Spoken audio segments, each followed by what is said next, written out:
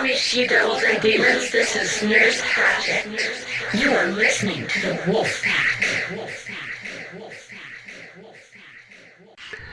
The genre of horror is a great expanse.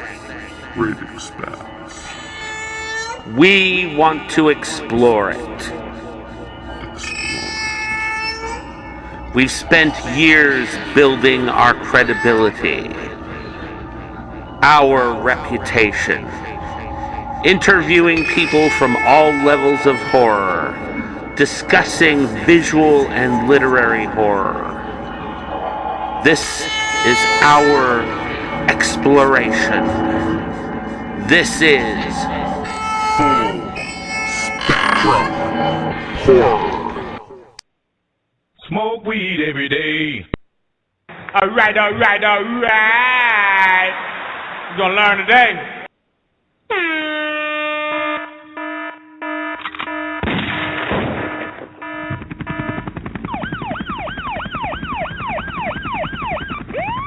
What said you say? You can live with a Frankenhooker as long as you have beer? Wrong. Oh, beer trucks, the Springfield have been deserted. This town will be as dry as a boon. And if the rest of you beer-swilling tube jockeys have a problem with this, talk to Dr. Jeffrey.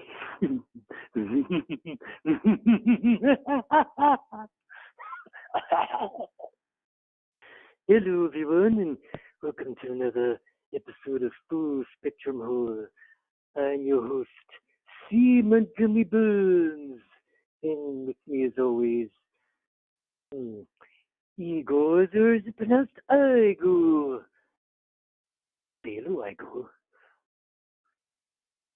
All right, brother. It's me, the Billomaniac. And we are here for the second episode of Season 2 of Full Spectrum Horror. And we got the horror sex symbol, Mr. Christopher Highland here. And we got me, King of Splatter Punk. And we are calling all the Spectromaniacs out there to rally around us because we're cool. Gordon scares everybody. It's me, William Pattison, and, of course, Mr. Burns is actually Mr. Highland in disguise again. Who's this boot in front of me?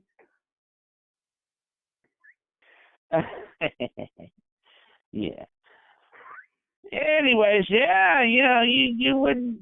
you'd be amazed, people, how the pre-show is on this.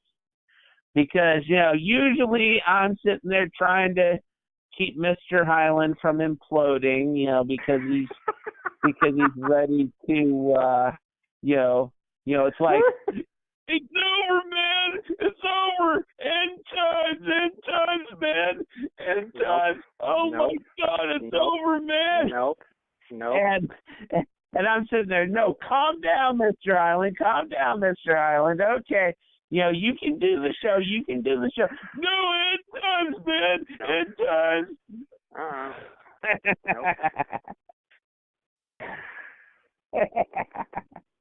No? Mm-mm. Okay. Okay. So anyways, so how is it in Gotham? Is it still freezing? Is the Joker's little balls falling off from frostbite? No, it's not freezing anymore. I'm still alive. Oh, good. And you actually survived, huh? Yes, but a lot of people didn't. Yeah, that was something. And I've been wondering about all this extended air pressure, if it's going to have any lasting effects. Lasting effects on what? People, things. Yeah, well, let me just put it this way. Your town is kind of nuts anyways. So, who knows?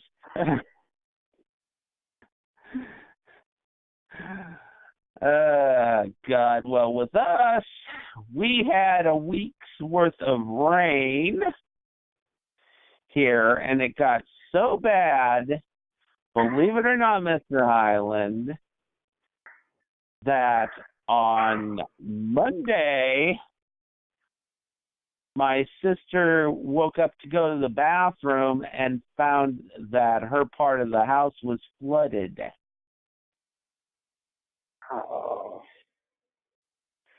Yeah, it had flooded underneath her door to her living room and went into her room, into the bathroom, down the stairs, into my niece's room. And so we've spent the last couple of days with heaters and stuff and having to mop up all that water and mud and stuff.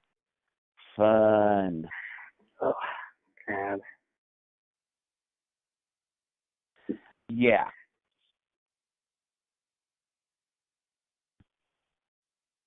Yeah, that was because our one boarder had went and moved all of our rocks. We had like little things out in the yard to to deal with the mud.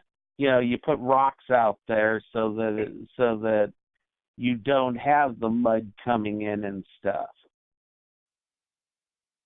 And he went and he moved them. So it went all the way down. We got a double wide backyard, and one half of it is pure dirt. So much fun. Anyways, yeah, so that was fun. How about you? How's your week going? Well, I'm pretty much recovered from the deep freeze. And the snow has been melting. Oh, okay. So basically, I'll take this for the rest of the winter. cool.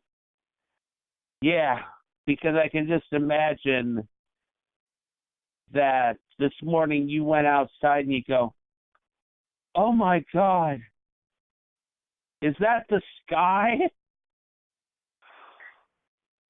Oh my God, I've missed that. The sky and the sun. And there's actual color out here." Right? It comes and goes.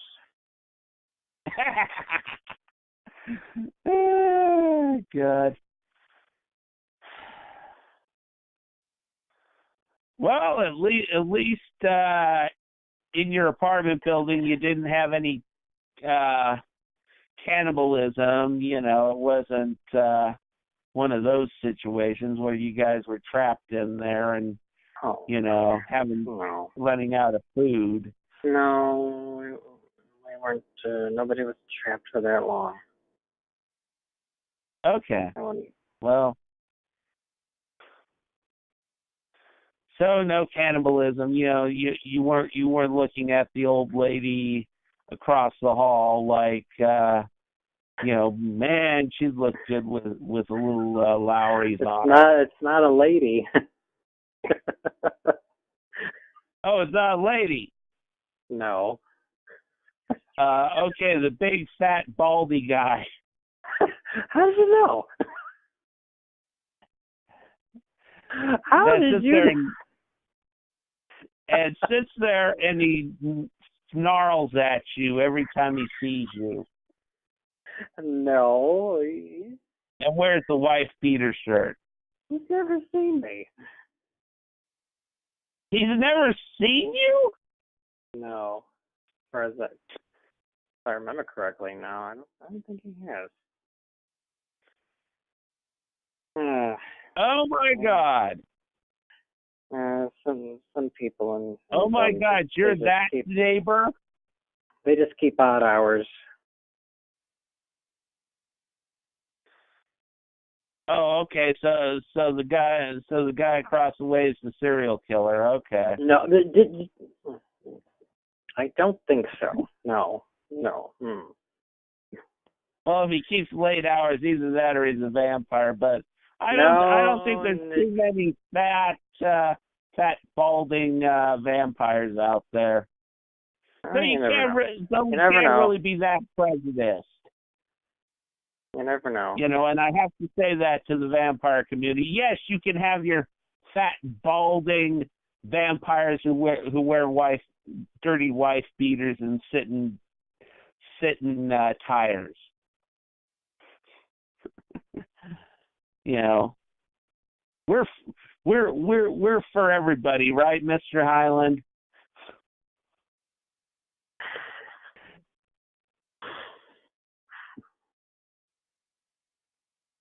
You know, they don't all have to look like Elvira, Mistress in the Dark. So we wish.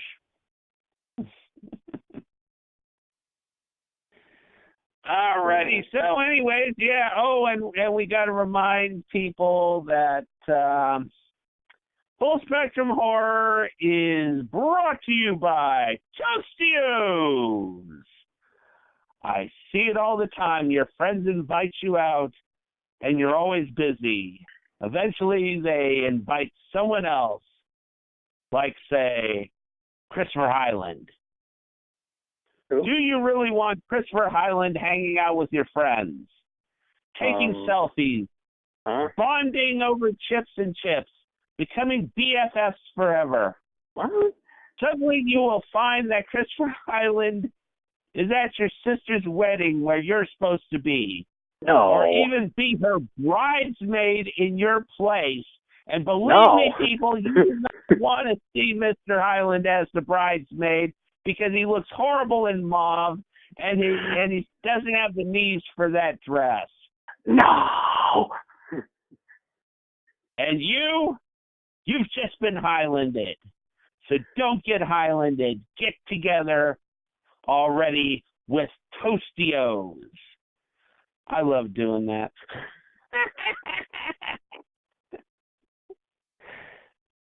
And yes, you don't look good in mauve, Mr. Highland. I'm sorry to tell you.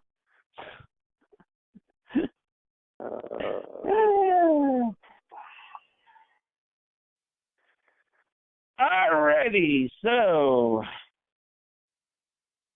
you got any horror news there, Mr. Highland? Yes, I managed to scrape up some. Alrighty, so yeah, people, Mr. Highland has spent the entire month going all over the internet looking for that weird, that strange, that horror news just for you. It was not an entire month. It was just 3 weeks? 2 maybe. I don't know.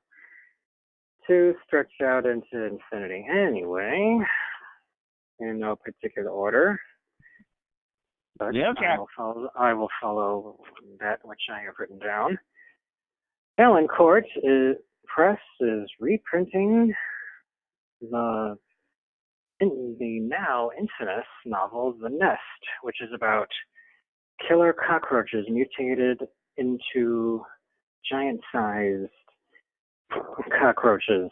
Unfortunately, there is no publication date on that, but when there will be, I'm sure either you will hear about it in one form or another from me or from someone else.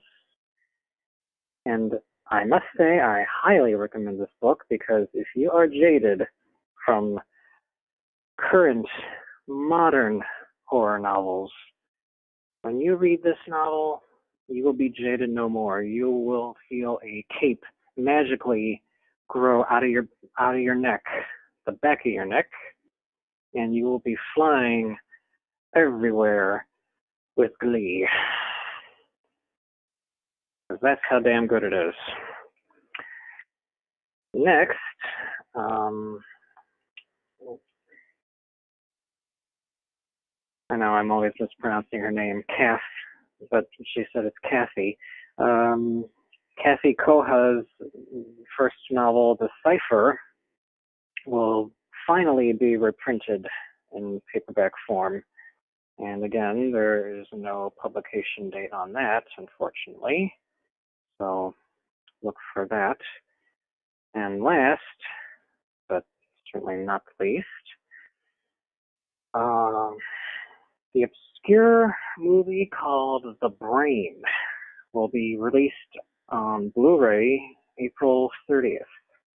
Now, this is a movie I've heard about in the past, but I've never was able to see it. But now I will be able to, but hence I don't. I mean, I won't be able to because I don't have a Blu-ray player. You don't have a Blu-ray player. No, I don't, but I know someone who now. I know someone who does. So I'll have to go to their place and and watch it. Good deal. Okay, so that's all I have. How about you?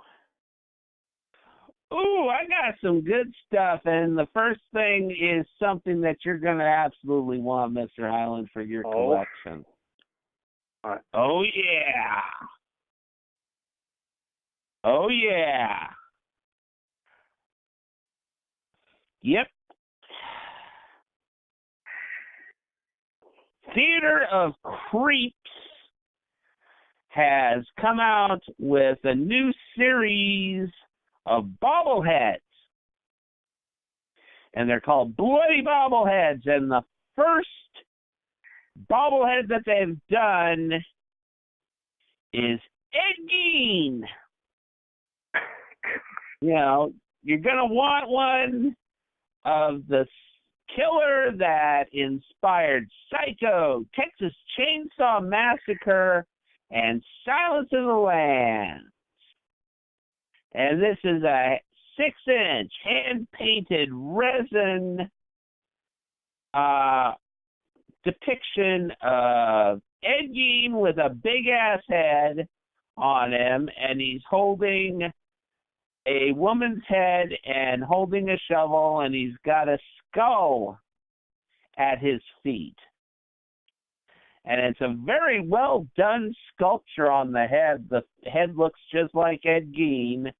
And you can get that for $20 at Theater of Creeps. So I know Mr. Highland's going to go get on the internet and buy himself one of those because he's going to want to sit there and bobble Ed Gein's head. All right. NECA Toys has revealed a Freddy Krueger toy based on his appearance in Wes Craven's New Nightmare. It's due out the third quarter of 2019. The closed action figure stands 8 inches tall and is fully posable and comes with 2 interchangeable heads, a removable trench coat, and a removable hat.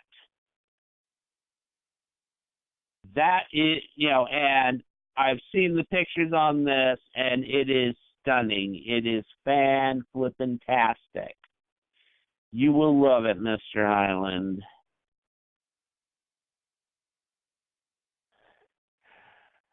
Okay, and here's another one that Mr. Highland's going to want.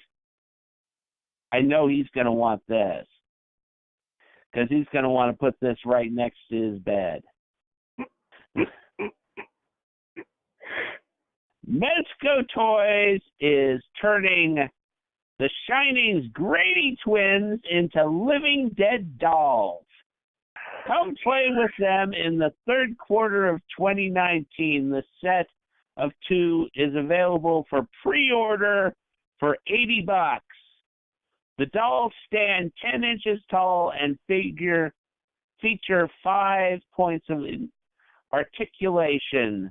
One of them speaks their signature phrases from the film when you press a hidden button in its back.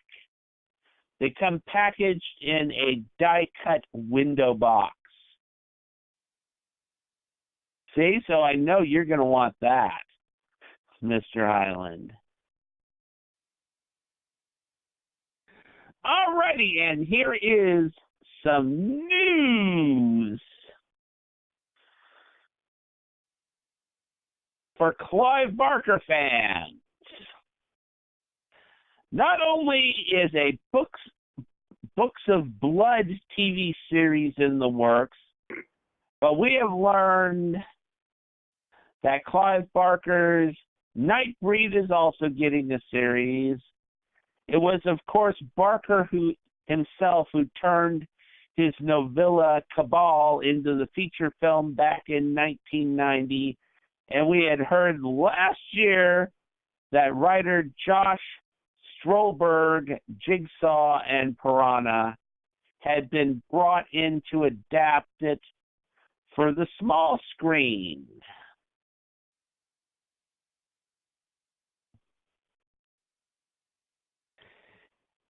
In a new chat with the official Clive Barker website, Barker updated on the project. Here's a quote from Mr. Barker. Nightbreed is moving forward at quite a rate with a couple of very well-known directors showing a great deal of interest in it, Barker revealed. I am on board to provide mythologies and ideas and hopefully put the Barkerian weirdness on the material. At the moment, we're putting the team together. We have a writer, director, producers, and now that the new year has begun, we'll all get together and start to plan the long-term narrative, not just the opening narrative, which is what we've done so far. He added, I have the sense that if all things that I've been promised come true, there is a real passion for matching the tone of both the book and the film. Nightbreed explores the relations in America. Only the races are humans and monsters. It follows a group of underground, half-human, half-monsters seeking to find a new refuge and home after their original hiding place is destroyed. Leading these efforts is the recently turned reluctant hero who not only is adjusting to his new supernatural status, but also dealing with the grief and mystery surrounding the death of his fiancée.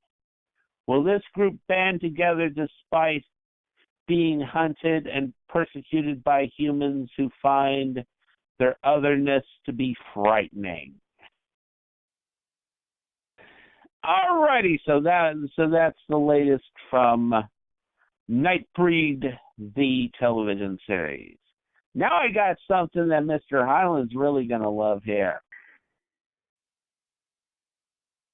Weird Elm Street meets E.T. mashups turns Freddy into an extraterrestrial. It's a new game called ETK, the Extraterrestrial Kruger. A new mashup video combines Spielberg's brilliance and the classic from horror of Wes Craven, A Nightmare on Elm Street, to offer something exceptional.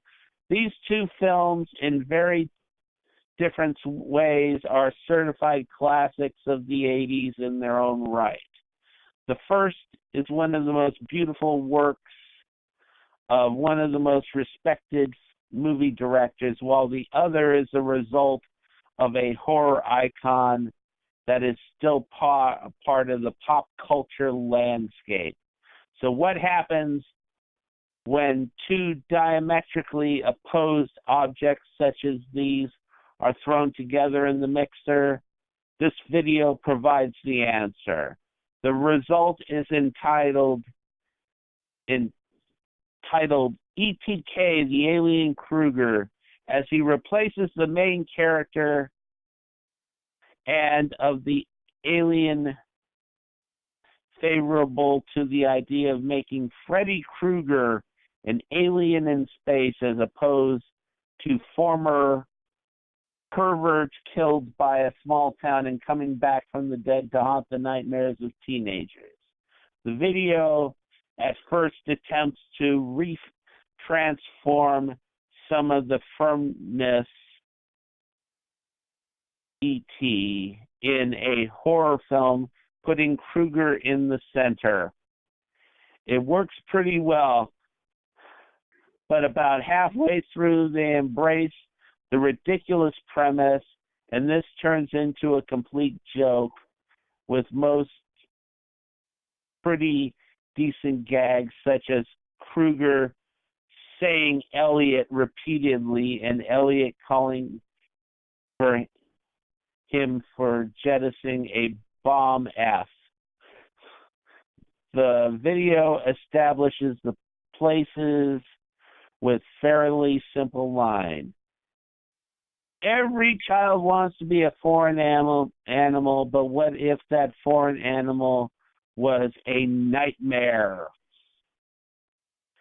One of the most surprising elements of this mashup is how well, just presented in a slightly different context, so much of and works as a horror film.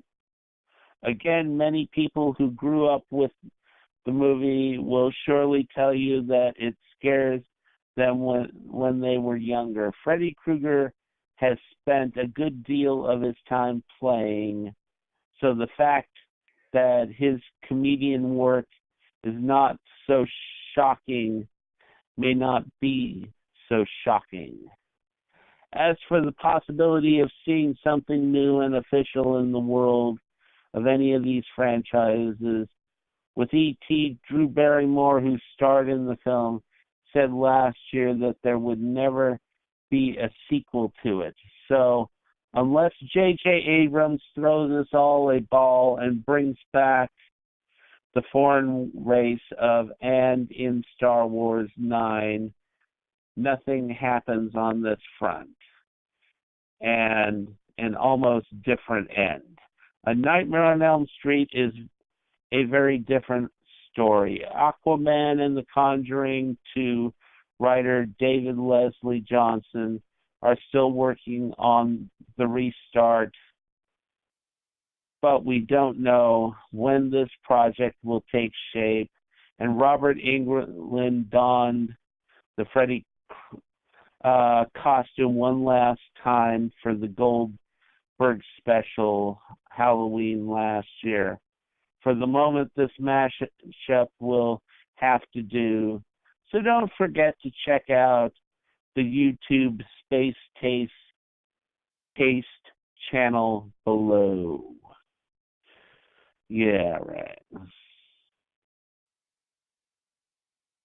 Alrighty, and my last thing is the top 10 best horror board games. I know, Mr. Highland, I know you're surprised that there still are actually horror board games.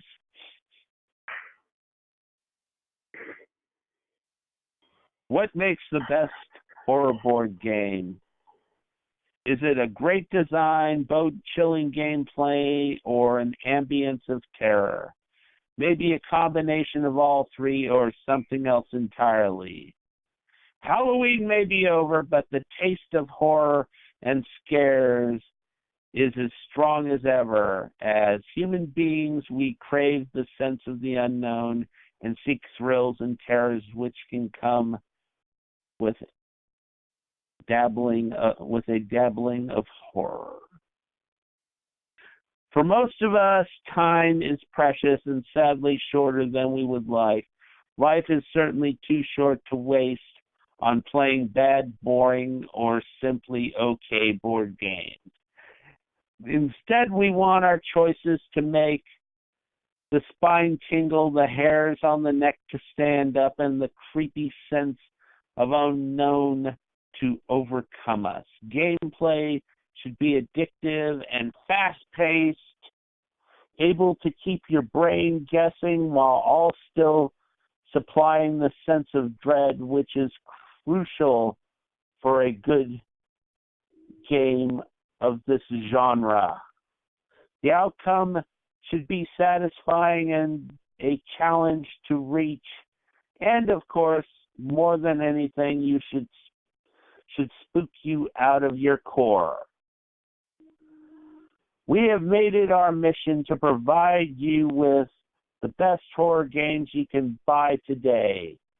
After extensive research and testing, we have put together a list of the top 10 horror-themed games. Be warned, some are not for the faint of hearts.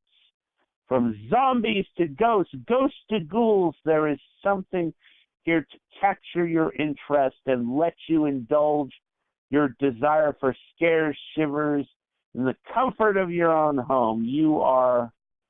Are you brave enough to start a journey into the unknown? Can you stay on course even when the creepiness evolves ever further?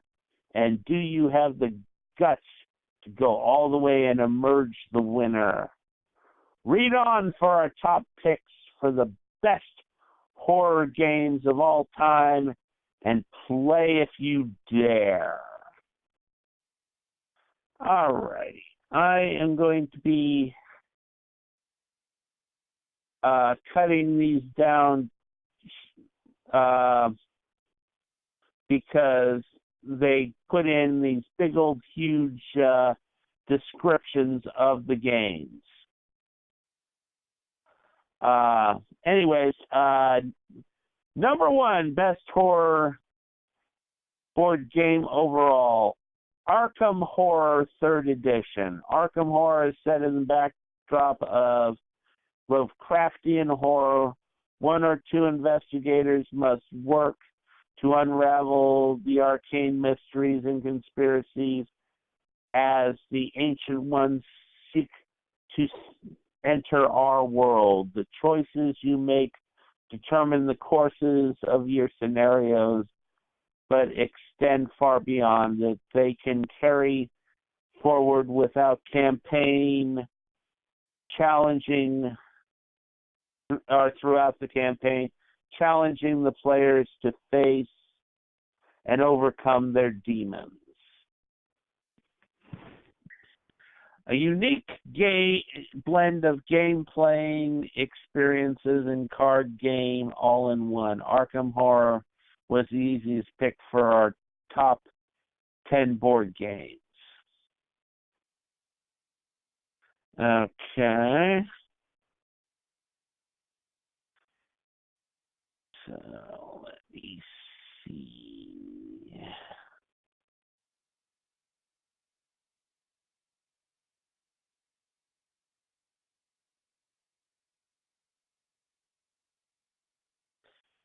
They got okay, here's the bottom line on it. Bottom line, pros, immersive gameplay that helps hook the players, great component detail and quality, enjoyable and challenging, decision-making narrative. Sounds like something you'd like, Mr. Highland. Cons can be long, not as challenging with fewer players. Okay, number 2, best horror coop board game. Mansions of Madness 2nd Edition. Mansions of Madness take you to Arkham, Massachusetts yet again, and lets you on a dark secret. Spectral presences lurk in the shadows. Horrors hide in schools and monasteries. Crypts groan with the weight of monsters and ghouls. Something is not right with this town. The lucky victims are simply devoured. Those who are not so fortunate are left broken, insane shells of their former selves. Now it is up to you and your team of investigators to tackle the nightmare and figure out what really happened. Are you ready? Okay. So let's get down. I'll tell you something. This thing has some fantastic figurines in it. They have the monsters, they have the investigators and stuff, and they're done up in color, and they're absolutely beautiful.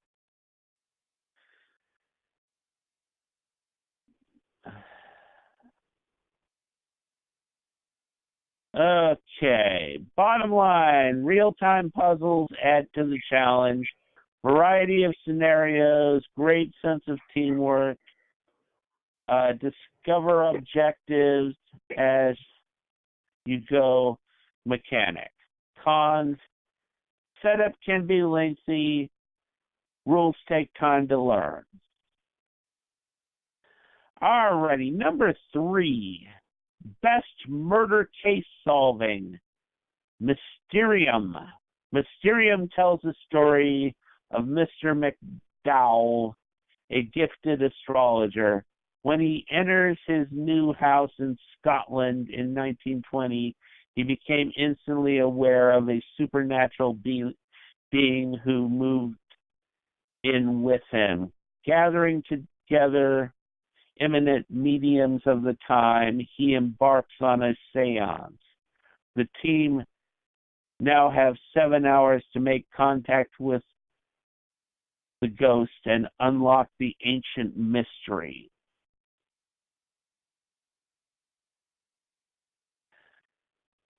Sounds interesting. Okay. Not as cute stuff with this one. Okay, pros. Works well with 3 to 6 people. Chance to play as the ghost. Amazing artwork and component quality. Immersive, interactive gameplay. Cons, take some time to finish. Number 4, best horror board game classic. Betrayal at House on the Hill. Betrayal on the House on the Hill is a board game where players build and explore the haunted mansion of their own design. Players get to create a unique house every time they play by using tiles to build rooms, floors, and create the house layout. Interesting. All right. This one also has some wonderful pieces that come with it. Very well done.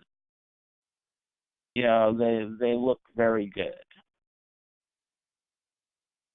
Very well detailed stuff. Okay, pros, great replay value.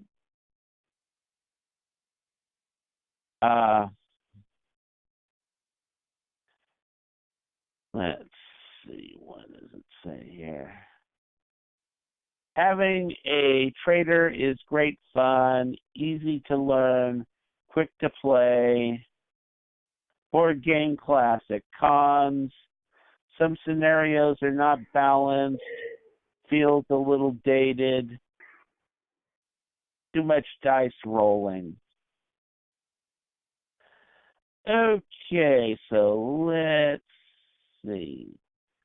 Number 5, Best Hidden Identities. Dead of Winter, A Crossroads is the first board game in the Dead of Winter series. Its innovative design has scored the board game over 10 awards and nominations across the board gaming industry. Board game puts 2 to 5 players in a weakened colony of survivors where the majority of humanity is either deceased or turned into flesh-craving beasts. Okay. Basically, you get a bunch of cutout figures on this, whereas the other games that I saw here, they had sculpted figures, so that's something that I didn't.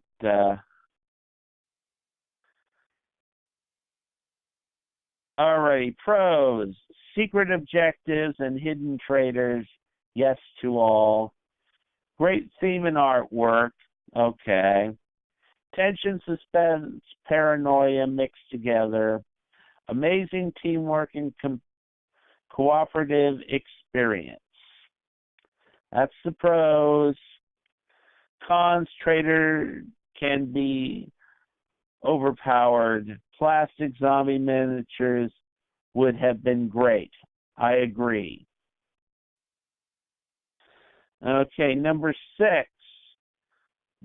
Best quick horror board game, Ghost Stories.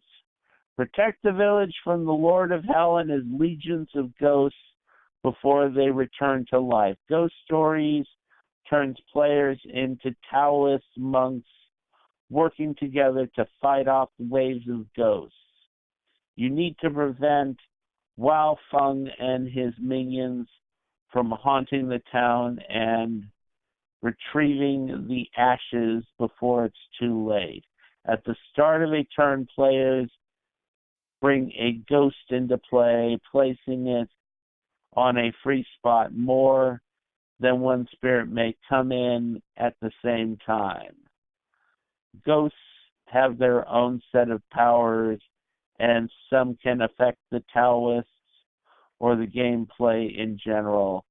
Ghost effects are detrimental, so you need to make sure you are ready for them.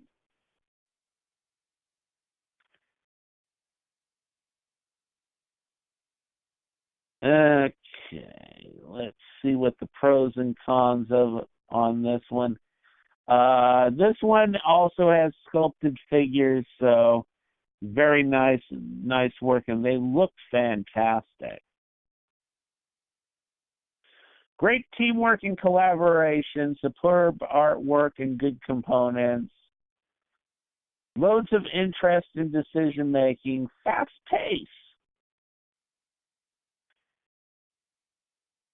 Cons, too many luck-based roll dices.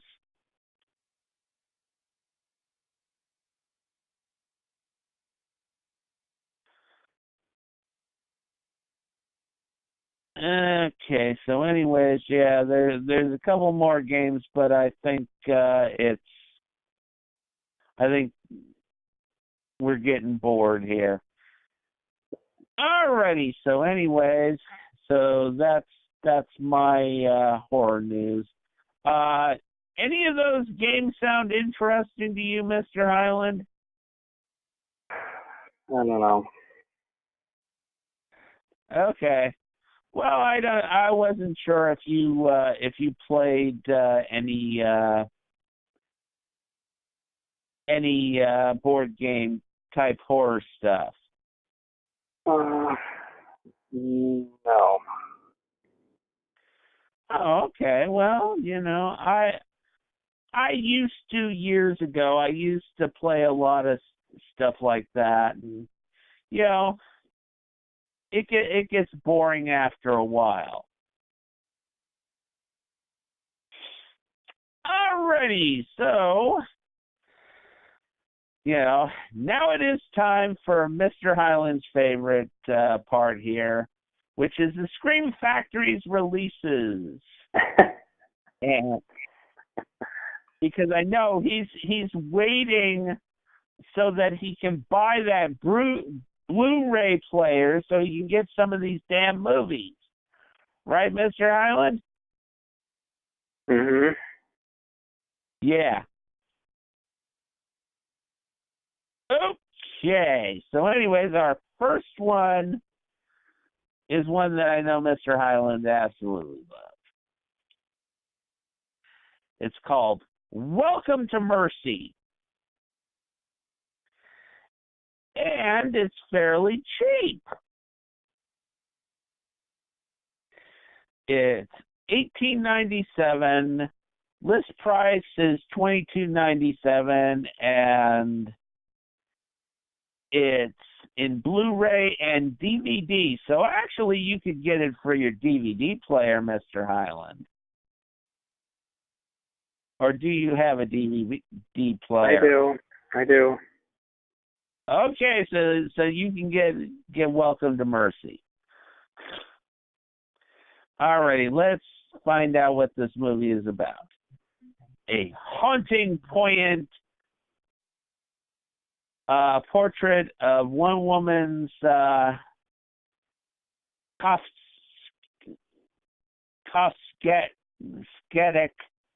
nightmare. L.A. Times. God damn them with them long words. A young woman struggles against the unholy forces that possess her in this terrifying occult thriller. After being stricken with stigmata, a single mother, Madeline, is sent to a remote convent where nothing is what it seems, and her friend August is seemingly the only person she can trust. Together, they must confront the demons inside Madeline before she becomes the Antichrist.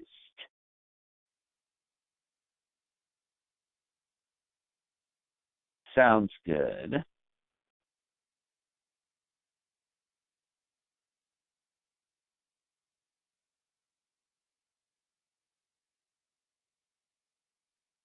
Okay. Now we got the Kolbich Killer. And that film is at $23.99. Oh boy. Let's see what this one's about. One of the best horror films to come out this year. Intelligent, subversive. Lori Kitka film threat. A shocking revelation turns a teenage boy's world upside down in this chilling look at the evil that can lurk below even the most wholesome surface. Tyler Burnside is a Boy Scout, a volunteer at his local church, and the dutiful son of an upstanding community leader dad. Only one thing troubles the quiet Kentucky town he lives in: the unsolved murders in which 10 women were brutally tortured and killed by a psychopath known as Kolbich, that rocked the community more than a decade ago when Tyler discovers a cache of disturbing images in his father's possession. He begins to suspect that the man he trusts most in the world may be Kolbich, and that his deadly rampage may not be over. With unrelenting tension, director Doug Skiles crafts a picture-perfect vision of the American family, then rips it to shreds. Bonus features, making of feature, and theatrical trailer. All right. Oh! Now, this is one that you're going to want, Mr. Highland. Unfortunately, it's only on Blu-ray. I know you're going to be falling apart with happiness with that. The Craft Collector's Edition with exclusive poster. Well, you could buy it and then wait until you get your Blu-ray player. And it's only $19.99 for pre-order.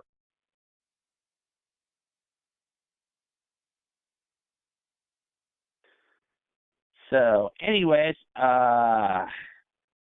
synopsis: the smartest and most satisfying horror thriller to come out in a while, a kind of supernatural Heathers.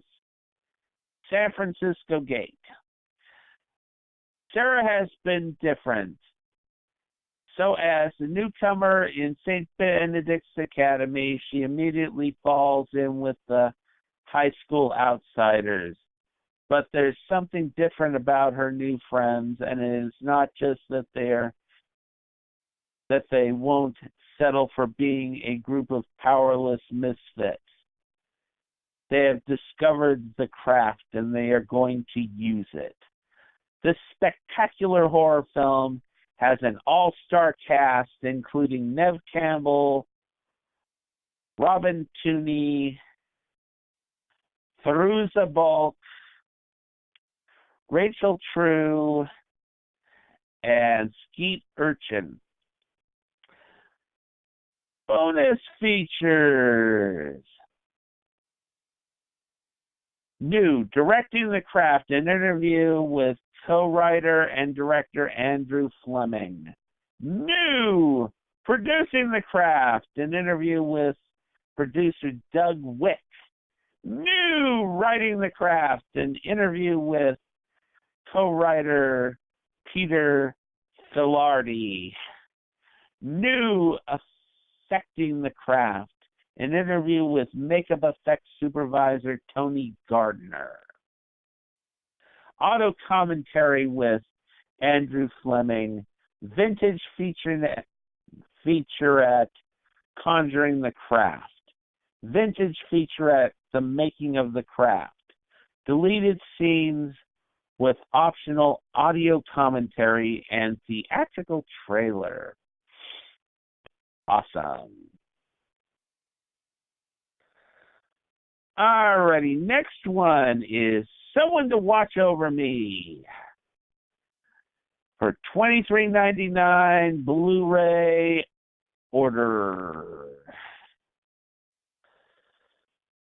An enjoyable romantic thriller that shows off director Ridley Scott's extraordinary visual artistry, The Washington Post. I didn't know that he directed this one. Woo. Cool. A stunning New York socialite and a down-to-earth city cop are caught in a deadly web of illicit passion and heart-stopping suspense in this stylish thriller. Newly appointed detective Mike Keegan finds his life turned upside down when he's assigned to protect Claire Gregory, the beautiful eyewitness to a brutal murder. Lured into danger and the dizzying heights of Gregory's glamorous lifestyle, Keegan struggles to walk the line between protection and obsession, while trying to stay one step ahead of the psychotic killer. Acclaimed director Ridley Scott paints an erotically seductive portrait of high-stakes suspense in America's power playground in Someone Watches Over Me. Someone to Watch Over Me. All right, here is one that Mr. Highland will really like. I know he will because I think we've talked about this film before. Man's Best Friend. $23.99. Unfortunately, it's only on Blu-ray, Mr. Highland, so you're going to have to wait. Sad. Synopsis. It's a howl. A canine Terminator. Jeff Craig, 67th preview. Pulse-pounding action and spine-chilling thrills put the bite into this sci-fi shocker starring Ali Sheedy and Lance Hendrickson. When an ambitious news journalist breaks into a genetic research facility, she uncovers the biggest story of her career and unleashes the lab's most dangerous experiment, Max, a genetically enhanced guard dog with a vicious killer instinct. Superior sight, hearing, strength, intelligence makes him faster, stronger, and smarter than most any other animal alive, and deadlier. Without the neuropathic drugs needed to curb his aggressive nature, his predatory urge runs out of control, and once he tastes blood, nothing can stop him.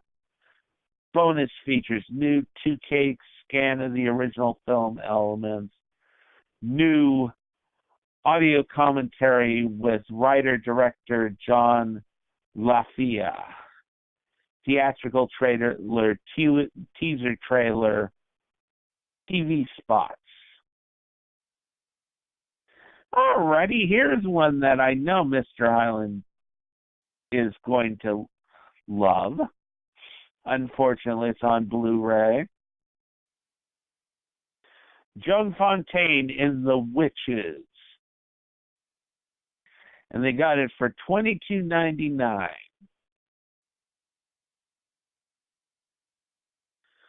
Synopsis: what do the Devil's Own do after dark? Haunted by the terrors of her experience with African witch doctors, school teacher Gwen Mayfield, Jo Fontaine accepts an appointment as headmistress at the Hababy school run by Alan Bax and his sister Stephanie. Gwen initially revels in the peacefulness she has found in the quiet English countryside, but soon begins to sense undercurrents. Before long, a local boy falls into a coma, and Gwen discovers a voodoo doll impaled with pins. The danger that follows brings her face to face with witchcraft as a series of disasters unfold and lead her to the horrible truth. Bonus features: new audio commentary with filmmaker historian Ted Newsom, Hammer Galore, a featurette on the women of Hammer, U.S. trailer, The Devil's Own, double feature trailer, Prehistoric Women and The Devil's Own. So, alrighty, and here we go. Here's another one that I know Mr. Highland would enjoy. The Deadly Mantis, and that's for $22.99. Synopsis: a highly enjoyable with enough drama and suspense to keep you interested from start to finish. One of the better monster movies of the 1950s, The Telltale Mind. What's worse than a horde of locusts, a giant man-eating praying mantis released from a million years of deep frozen sleep and ready to claw its way to world domination. This menacing insect kills everything in its path, while scientists and military men work feverishly to stop it. Craig Stevens stars as the commander in charge of ending this beastly insect, with William Hooper as the paleontologist and Axel Talton as his beautiful assistant, a photojournalist assigned to help this epic battle between man and mantis.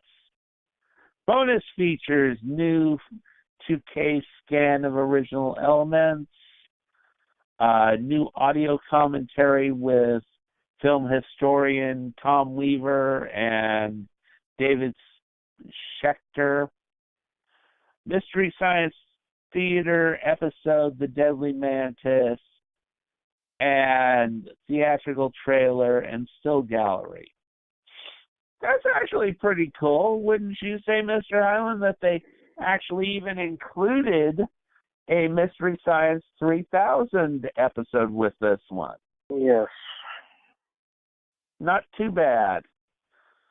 Alrighty, here's the next one. It's called Warning Sign, and it's also Blu-ray. I don't get, everything's Blu-ray now. $22.99, which isn't a bad price.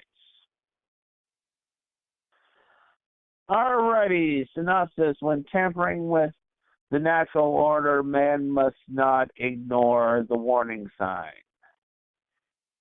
In the rolling Utah countryside, a small town is host to a fortress-like research facility. The townspeople believes is developing new advancements in agriculture, but deep within is a secret project to create bioweapons that turns everyone exposed to it into raging, psychotic killers. When the unthinkable happens and the facility is locked down, Sheriff Cal Morris must choose between keeping the town safe and rescuing his wife, Joni, who is trapped inside. But for Major Connolly, there is only one remorseless solution: contain the virus at all costs. Written by Hal Barwood and Matthew Robbins, the team behind Dragon Slayer, and featuring cinematography by Dean Coldry, Halloween, and John Carpenter's The Thing. Warning Sign features a nightmare scenario of science gone wrong. Alrighty, and now we're here. Now we got the last one, Mr. Highland,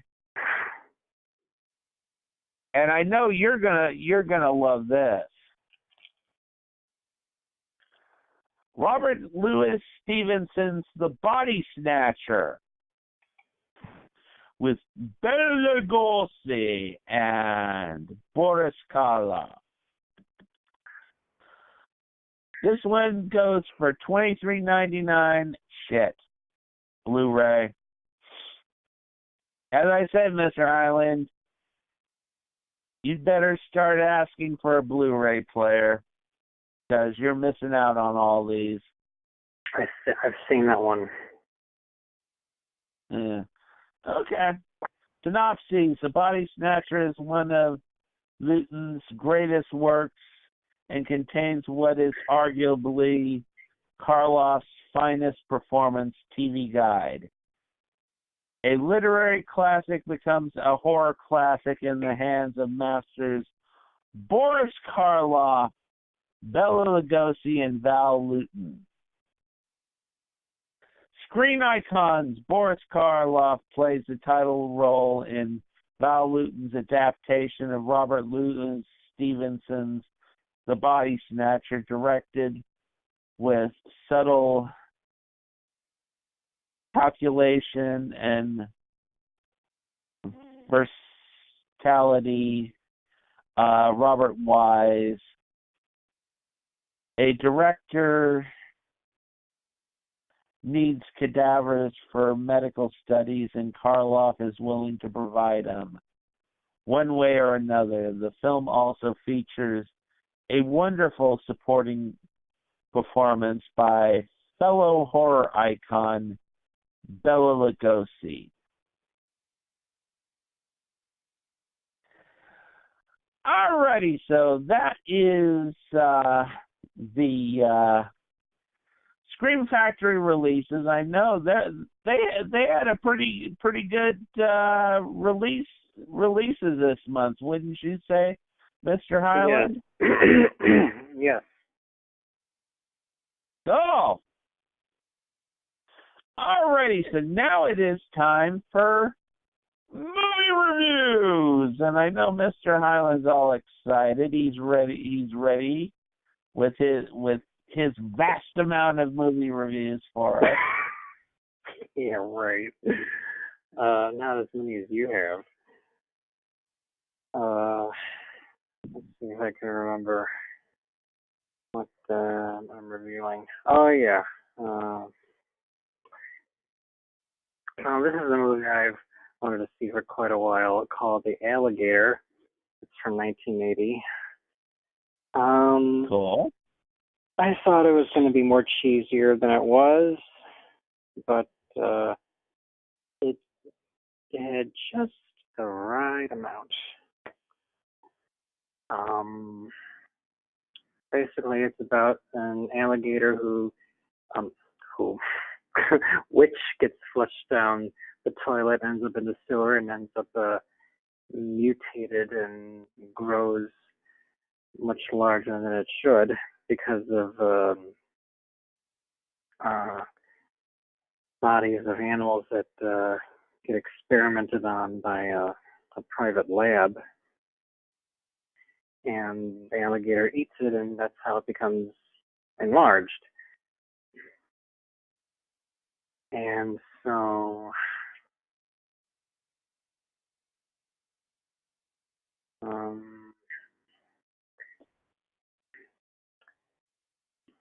it gets starts eating people, and who I don't know why they go down there in the sewer, but they do. And then this starts an examination by the police. Well, one cop, and then someone from the press who goes down there, and they manage to snap pictures before they get eaten. And then now that there's proof, there's a whole police department gets investigating.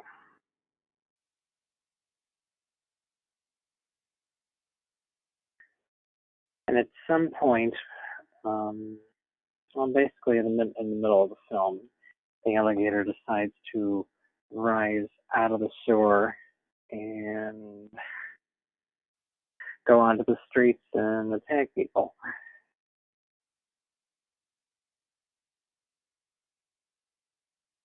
And you can tell that it's a fake alligator. And the part where it rises out of, well, bursts out of the sewers, you can tell that's fake too. And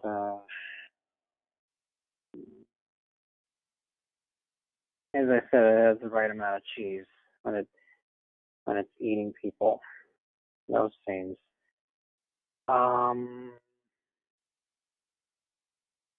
Also, there's anyone who's seen this movie knows that there's a lot of familiar faces. I mean, I spotted a lot of familiar faces in this. So, and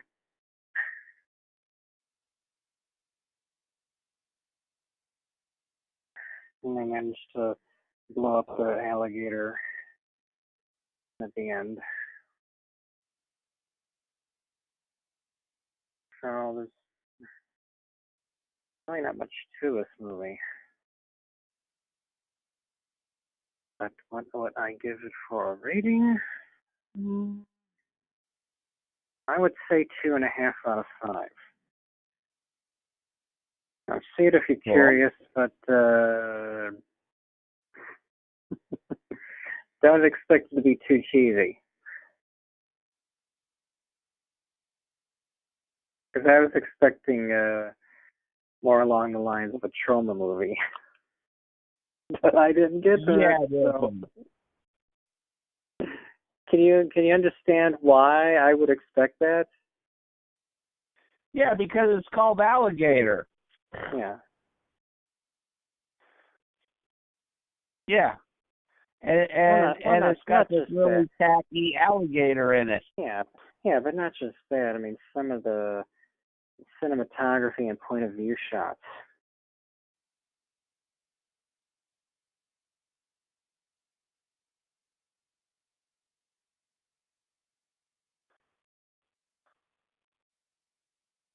And I can imagine Troma making a movie like this, but they didn't. Or did they? I mean, I haven't seen everything that they've done. No, they never did an alligator film. Oh, or not a monster type movie such as this. No, actually not. They've kind of kept away from that. I mean, the closest thing they had was return to Nukem High, where they had the giant squirrel monster. Yeah, but that's not this. Yeah, I know. My next movie, I gotta say, I was really underwhelmed by this one, and I read the novel for this. The novel is, I definitely recommend the novel. It's called The Tenant by Roman Polanski, and he stars in this. Basically, it's about a man who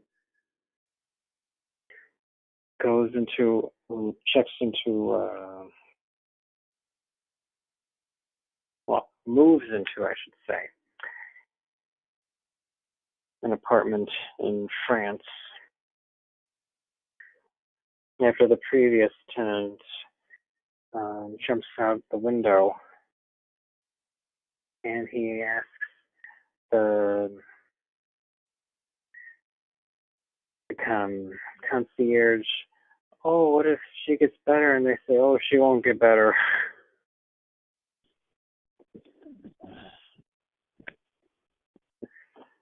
Just the whole atmosphere of the place is just run down.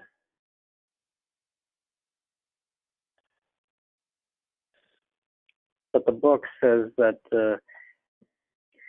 he's really desperate for a room. He doesn't have anywhere else to go, so that's why he takes the place. But the movie doesn't really state that. So he moves in. Luckily for him, there's furniture already there, so he doesn't have to worry about that. And he does some investigating of his own as to the person who used to live there, visiting her in the hospital, and he bumps into a friend of the person, and then they get to meet, and they go have a drink together afterwards, and just little things happen throughout the movie, such as people bothering him throughout all hours of the day and night. They're saying, "Oh, you're making noise," when he's really not. And let's see what else.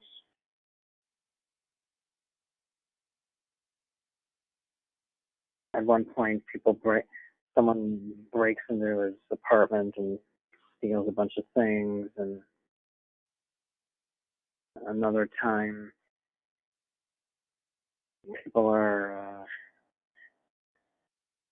people smear lipstick on his face when he's sleeping.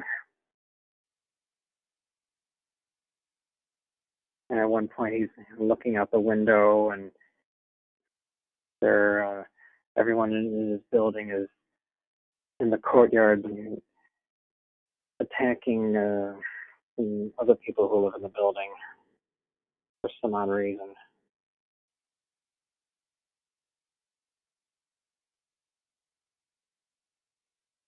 And they all look up and say, "Oh, there he is," and he's hiding, and it's just really bizarre.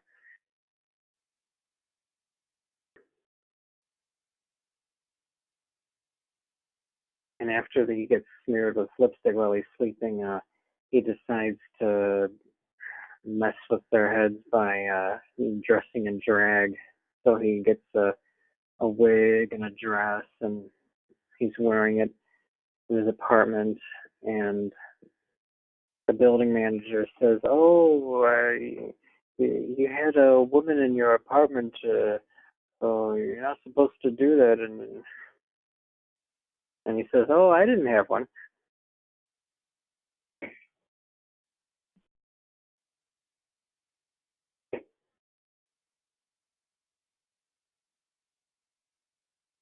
And towards the end of the movie, he gets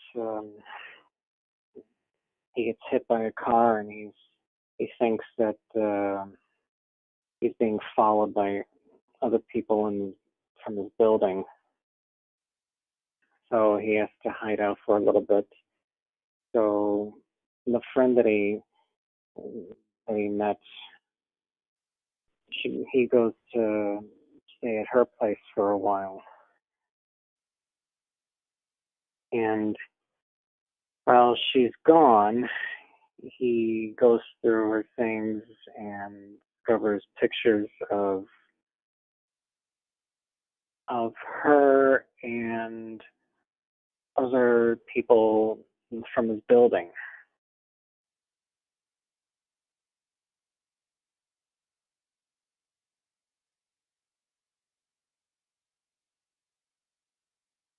So he thinks, oh, they're all in it together, and so he gets out of there,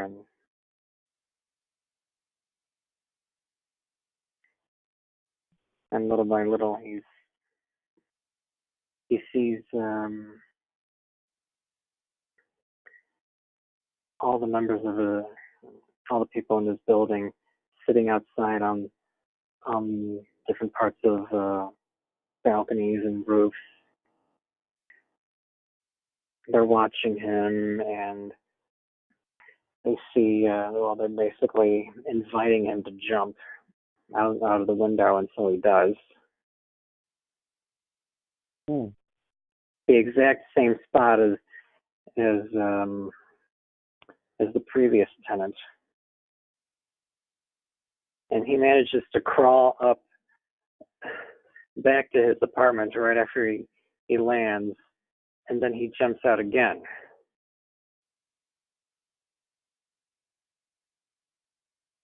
And then he ends up in the hospital. And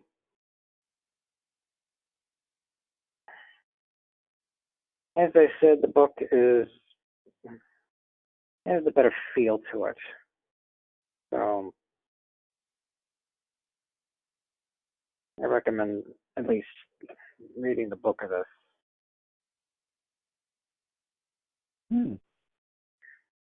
As for the movie, I would give it a 2 out of 5. The novel, 3 out of 5. Cool.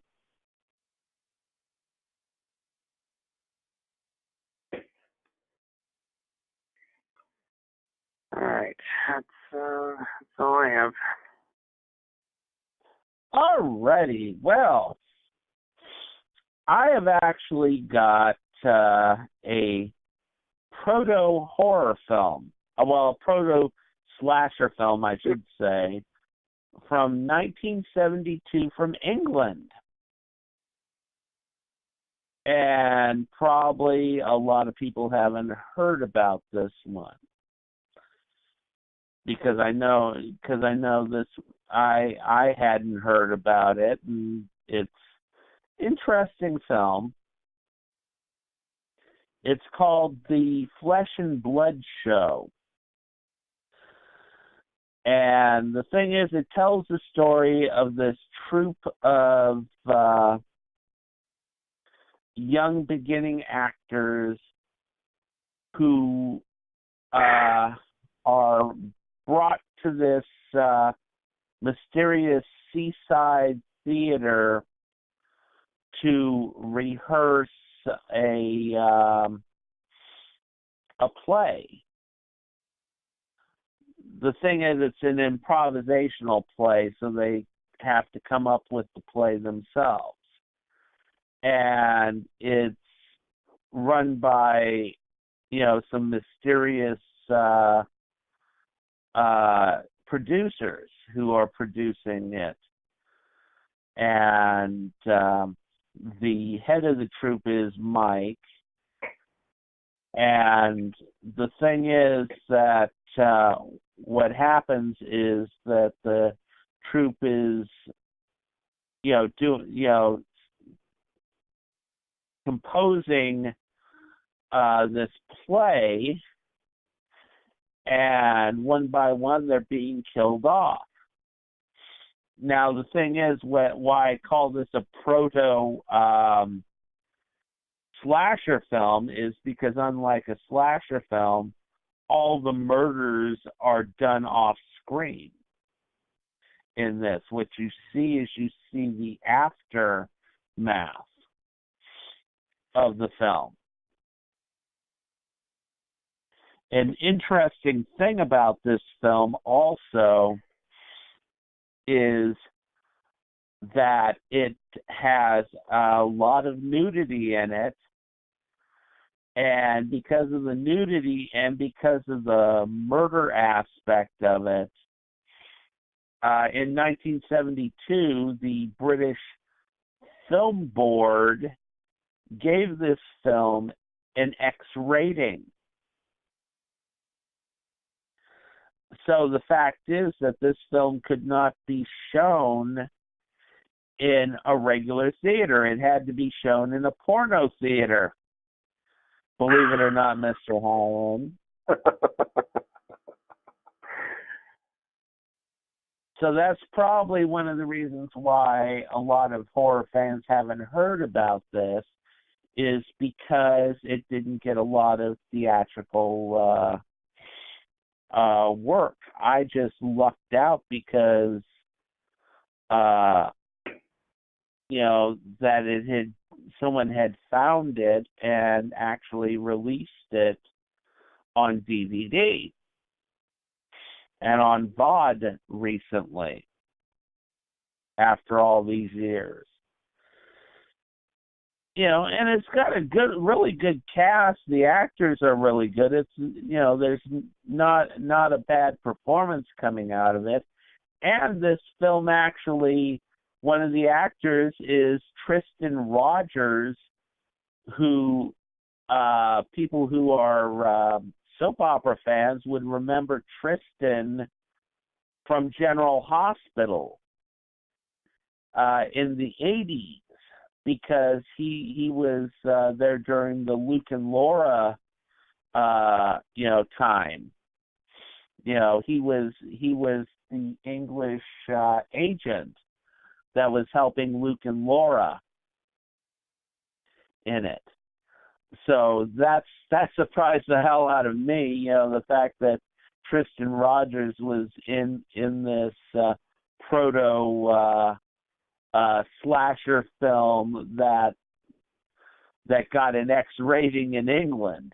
Of course, the thing is, historically, during that time, the English Film Board was really heavy on horror films, really heavy. I mean, by the time it hit the 80s, and stuff started coming out on videotapes,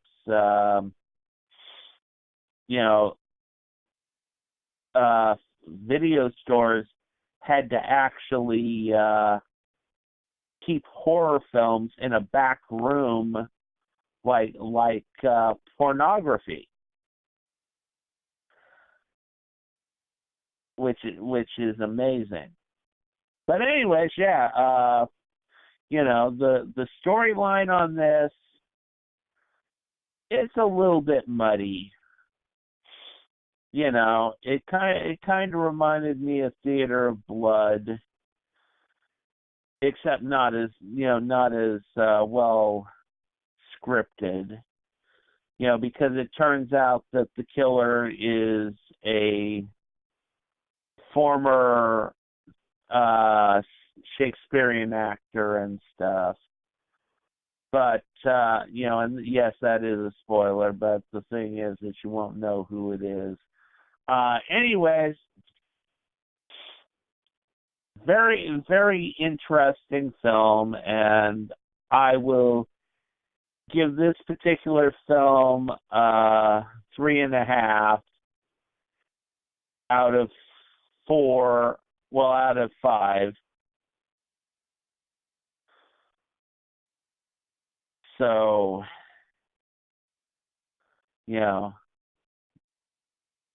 that's for Flesh and Blood Show. Alrighty, next one is a found footage piece that just came out. It's called Real Cases of Shadow People, the Sarah McCormick Story. And this one is a found footage piece about 3 students who went missing in October of 2018. And the thing is that they were doing a documentary on shadow people, and they were going around interviewing, riding around in a van, interviewing people about their situations with shadow people where people were coming up missing. And what ends up happening is after one case that they heard about, they go and they decide to go over to this house where the case happened and spend the night. The place is abandoned, and so they decide to spend the night and do a investigation, and they end up disappearing themselves. One thing I can say about this film is the amount of time that they actually spend talking about the shadow people and dealing with the cases and the stories, and that they could honestly have made a 30-minute film out of it. The rest of it is them traveling around and, looking at stuff. They have this really extended amount of filler where they go to this vacation spot that's in like these hills with waterfalls and stuff, and they're taking the tour of the waterfalls and that, and having fun, and they've got this other part where they're on the beach and they spend the night on the beach and stuff. It gets very boring, and the actual interviews are not that interesting.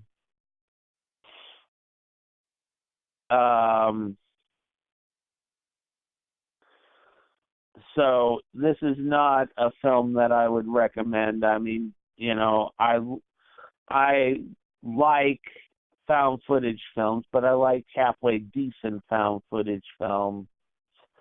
This one was not very well done. And even the ending of the film, which had a little tiny speck of shock factor, it didn't help. It didn't save the film, so I give this one a 1 star on this, and just tell you, Real Case of the Shadow People, the Sarah McCormick story sucks. Alrighty, so we go from that to a film that I actually just watched, believe it or not, Mr. Highland, last night. And I was very impressed with it. It's a movie that just came out in 2018. It's called Mara. And it is a film about sleep paralysis and dream demons. And the thing is that they take this, it's about a criminal psychologist named Kate Fuller, who is assigned to the murder of a man who has seemingly been strangled to death by his wife. And the only witness is the 8-year-old daughter named Sophie. Now, the thing is, as Kate digs into the mystery, she finds out about an ancient demon that kills people in their sleep. And she starts experiencing the same symptoms as all the previous victims. And she starts finding more and more victims of these. And what she finds is that this dream demon is actually real. And that it's going from one person to another and killing them. They have it's in various stages. And one stage, they have an experience where they're petrified, and they see the demon for the first time, and their one eye gets a little red spot in it. And then as this progresses, the redness gets bigger, and by the end they've got red. The white of their eyes is all turned red.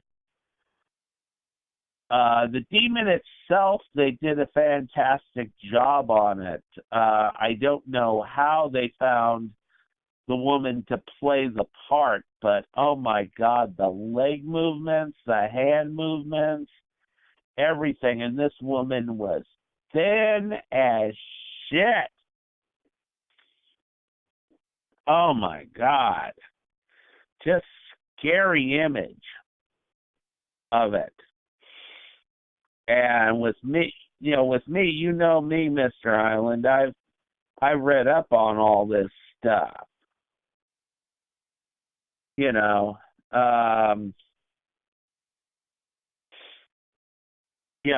the story, the name Mara comes from a creature in Scandinavian folklore.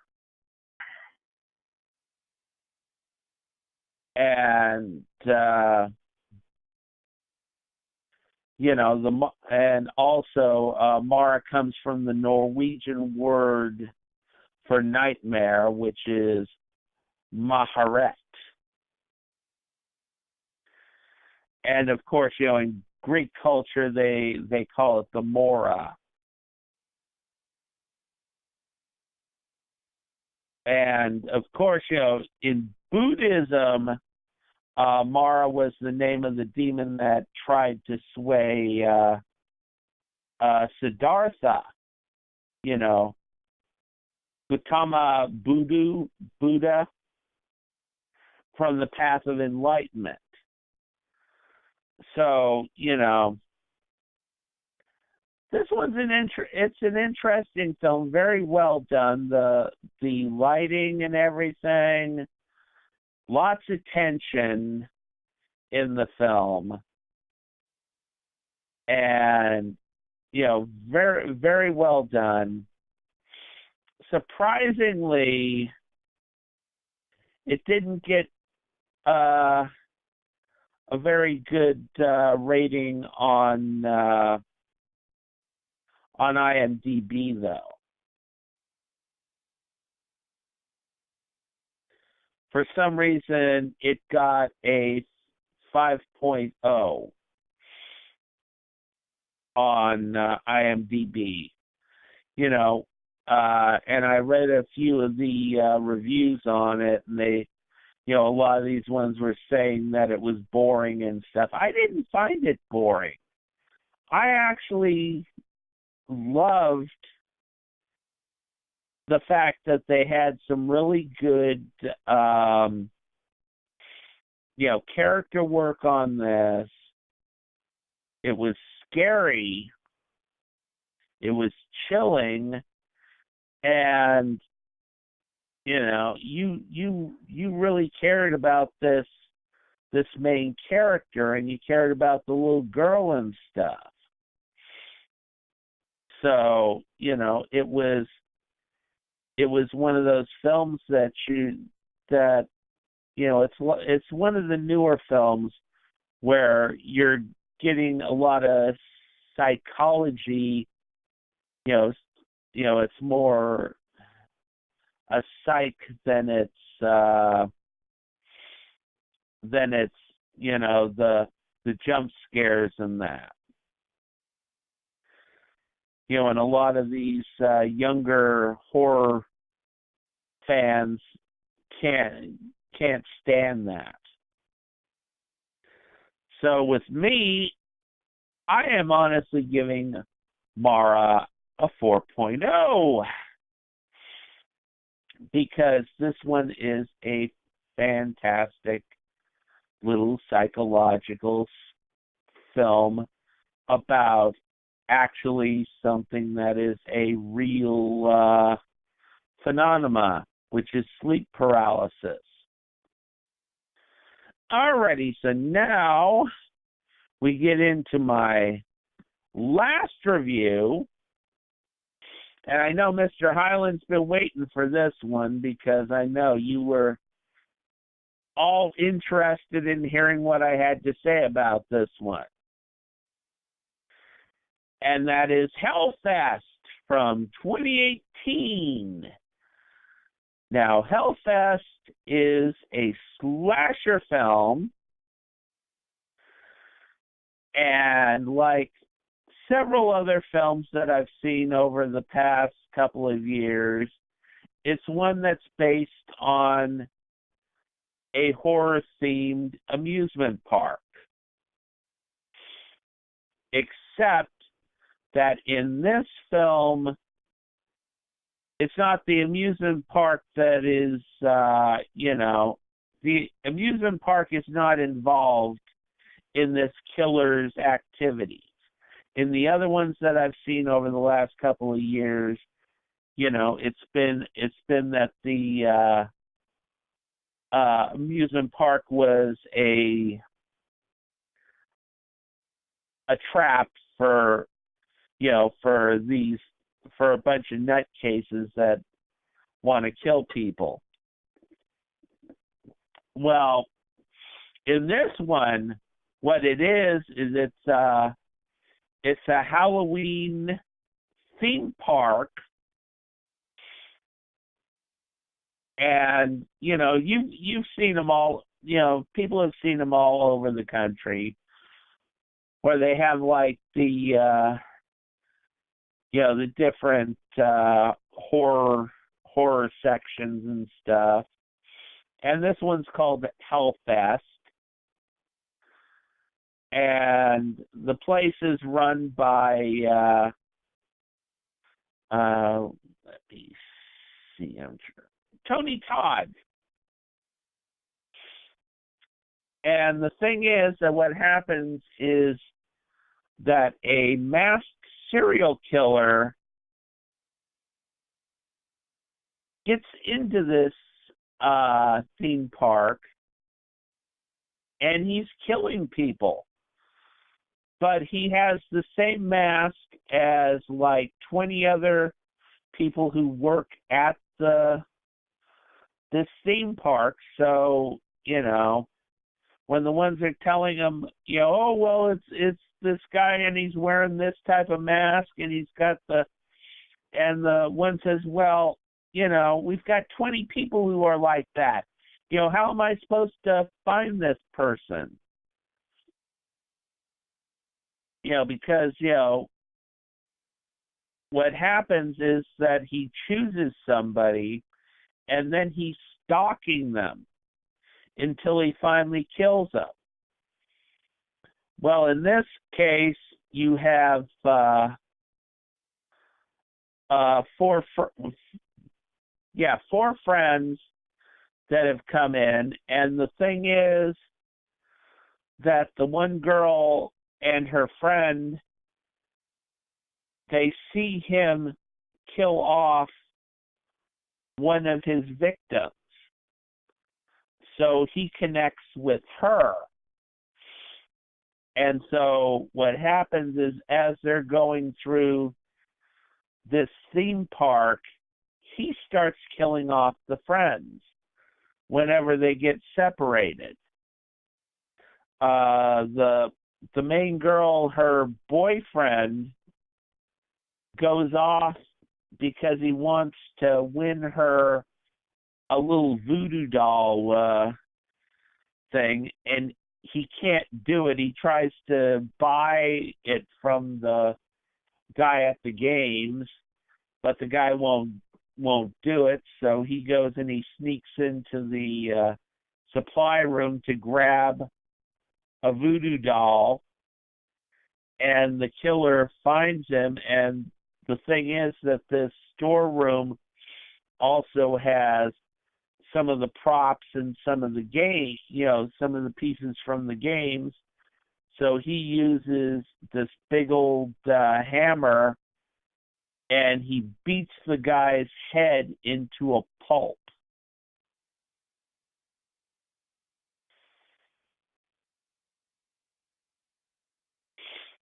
So anyways, and just very good. There's not a lot of excessive kills in it.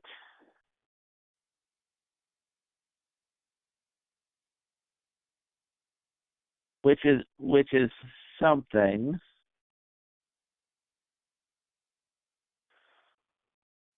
But anyways, one of the girls in it is this one that I really like. She's from, she played in the she played in the Scream series. She was the tomboy character. She's in it, and she's a punk rocker in it, and she really does a good job. She really adds a lot to the group. But anyways, with her, the thing is that there's this one scene where she volunteers, because Tony Todd's up on a thing, and he goes and sets up this deal where they're going to fake cut off her head. And so, that goes through, and everyone, the main girl, she thinks that she's dead. But no, it was a fake head. But anyways, the thing is that then the curtain goes back, and you find out that the guy who's the executioner, because it's a guillotine, he goes and he pushes her forward, and he's going to really cut her head off. But the thing is, it doesn't work because the blade only comes down so far, and it just cuts the back of her neck. So he's trying to fix it so that he can actually cut her head off, and she manages to get away, but later on he goes and stabs her. Anyways, this one is a really good slasher film. I really enjoyed it. The thing is that a lot of people just were really giving this film shit. And it doesn't deserve it because it's one of the better slasher films to come out in the last 3 years. Let's put it that way. Because it has some really good characterization, very well done. It builds up the tension. There's not a lot of jump scares in this one. And it's just the personality of the characters, and you really care about these characters. So, whereas IMDb, the people from IMDb only gave it a 5.5, I'm giving this film a 4.0 on our Wolfpack scale, which basically tells you how much I enjoyed this. So anyways, Mr. Highland, I knew you were waiting to find out how I scored Hellfest. Yeah, I've heard about that movie, and I haven't gotten around to it yet, but thankfully you have. Yeah, I loved it. I absolutely loved it. It was really good. Alrighty, so, I guess it's time for us to have a little bit of a break. Uh-huh. And listen to the songs that you spent an entire month looking for. It wasn't an entire month. I had these in mind for quite some time. All right. So anyways, so we're going to be on our music break. And when we get back, we can talk about our main movie of the evening. Mm-hmm. So let's go for that break because I need to get some water. All right.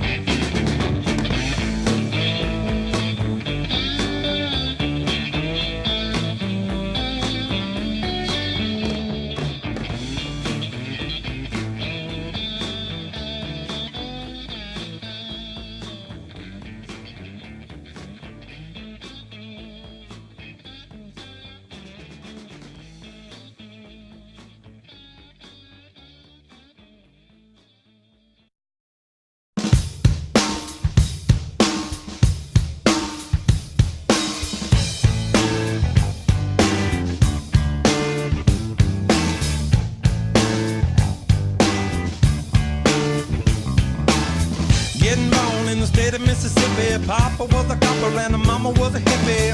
In Alabama, she was swinging a hammer. Price you gotta pay when you break the panorama. She never knew that there was anything more than gold. What in the world does your company take me for? Black bandana, sweet Louisiana, robbing on a bank in the state of Indiana. She's a runner, rebel and a stunner. On the mirror way saying, baby, what you gonna? Looking down the barrel of a hot metal 45. Just another way to survive. California, rest in peace. Simultaneous release. California, show your teeth. She's my priestess. I'm your priest. Yeah, yeah.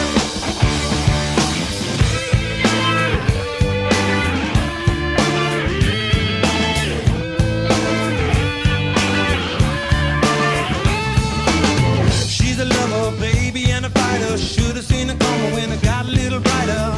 With a name like Diana, California, day was gonna come when I was gonna mourn ya. A little loaded, she was stealing another breath. I love my baby to death.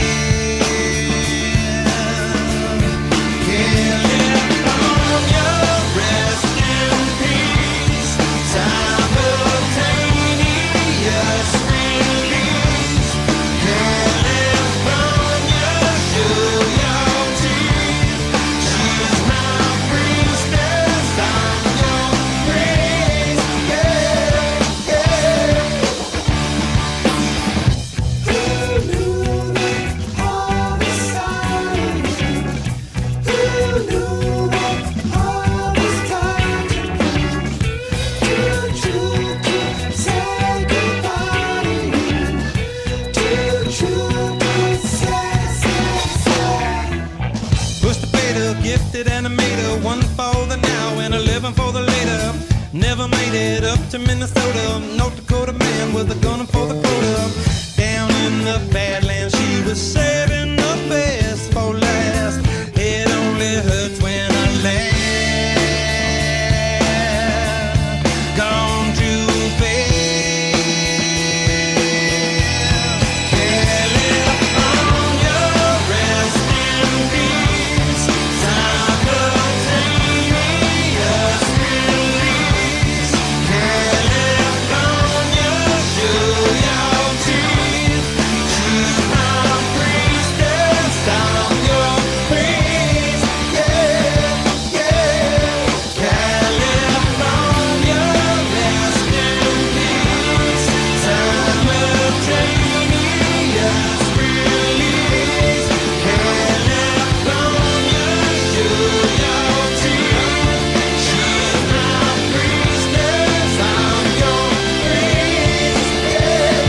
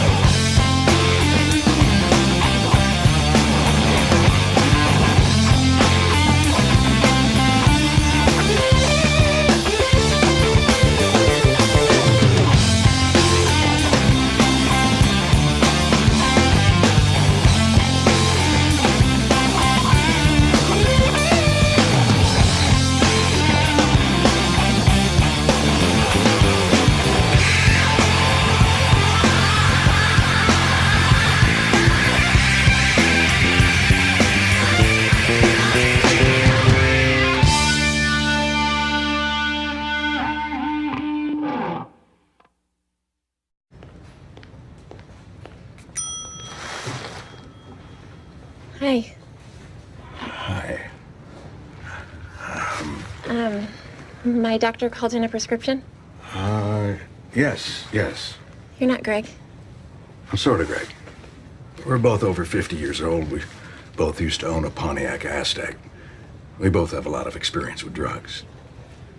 Sorry, pharmaceuticals.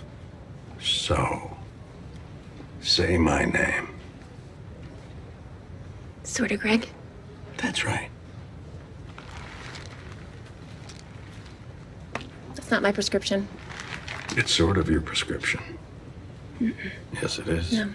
Take it. No. Take it. No. Take it. No. Take it. You'll thank me later. Sorta You isn't you. Esurance helps make sure you only pay for what's right for you, not someone sorta like you. Esurance, backed by Allstate.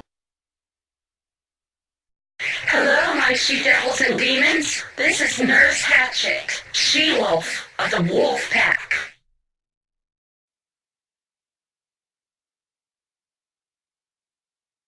Alrighty, so that was our music break. You there, Mr. Highland? Yeah. So, did you get yourself a nice drink while you No. were, Nope. No. Okie doke. Well, with me, I had to. I was losing my voice. Lot of information today. Mhm. Alrighty. So now it is time for our movie discussion, and I'll let Mr. Highland tell us what the movie is because, he's been waiting. Yeah.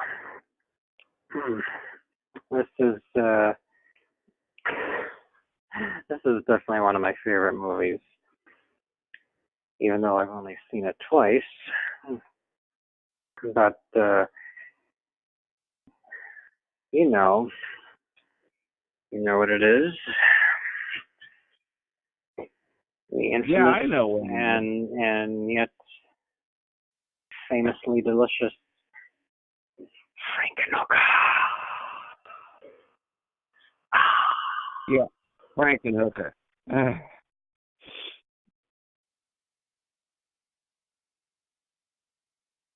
Yep, awesome movie. Yes. And I must say that, well, I don't know if I'm the only one who thinks this, that this movie could be turned into a TV series. Really? What, you don't think so?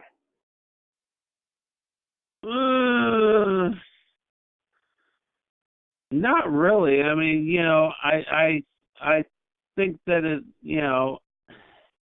it's a great movie idea, but trying to keep up the pace that this film has for a season or even a couple of seasons, I don't think you could do it. Okay. Well, it might be one of those things where, it must be canceled on page 4. One scenario I have in mind is the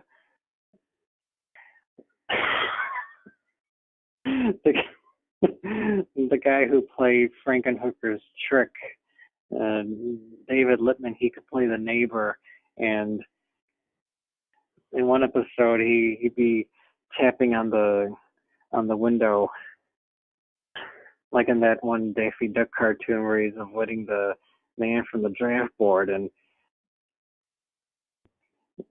Frankenhooker turns to the audience and says, "I guess he's gone now." And she peeks out the window and he says, "Well, no, I wouldn't say that." Oh, okay. And she puts on a fake beard and glasses, and she looks out the window again and turns out, he has one just as well.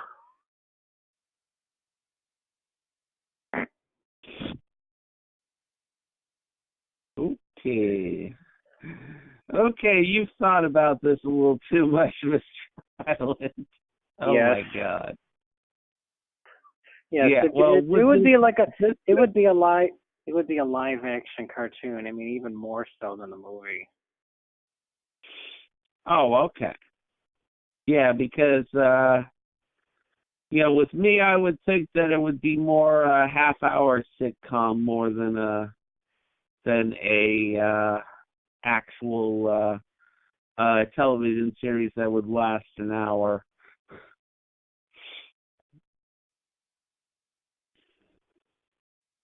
And even then, I think you'd run out of material really fast.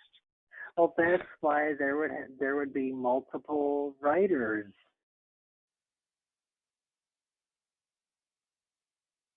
Well, yeah, usually television series that do have multiple writers, they have what's called the writers' pool. Mm-hmm. They have like 12 writers that work on a television show.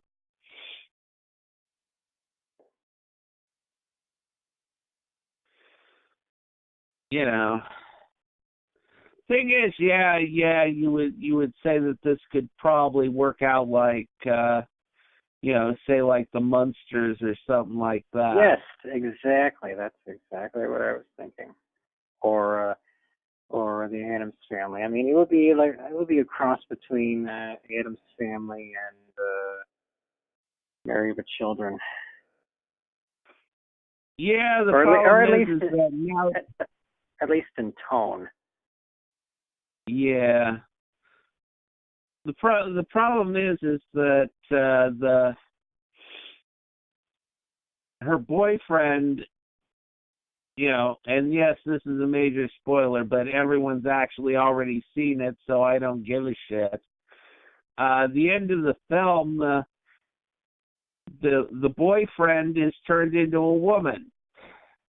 So how are you going to deal with that in the series? Well, the writers might have him turn himself back into a man. Oh, I came up with a new serum.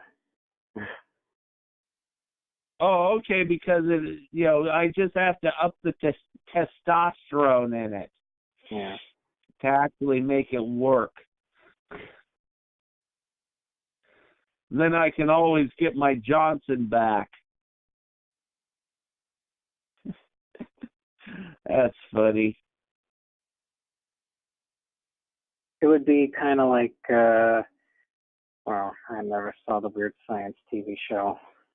I mean, I never saw the Weird Science TV show. So if they did that, I mean, they can do the same with this movie.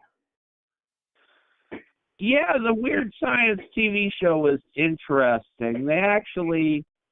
I was surprised with that one that they managed to keep it going the way that they did. But, it was a surprise that they were able to come up with ideas for every week.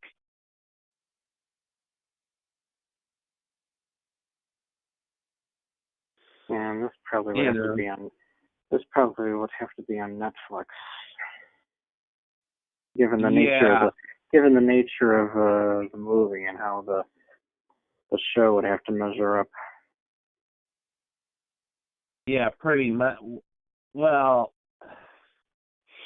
oh yeah. This would be more Ash versus the Evil Dead type thing rather than Nation. Put it on CBS. I don't think so. Oh God. They actually, believe it or not, Mr. Highland, they actually did try to put the Elvira show on CBS. Gee, how did that go? Horrid. Of course, because it lasted 4 episodes. Yeah, because you don't put that show on that channel. It just doesn't happen. Yeah. Yeah, I used to actually have all the episodes of the Elvira show. That it was well, they kind of thought that it was going to be like the show Tabitha. Because you remember Tabitha, right? No. It was the Bewitched spin-off, and they had the talking cat and stuff, and it was Tabitha with her friends and that. Oh, don't know it. Huh. Surprising. Yeah, I enjoyed that one. That one was interesting one. It was mostly because of the cat, because the cat was hilarious. Them using a puppet cat and then switching him with a real cat at times.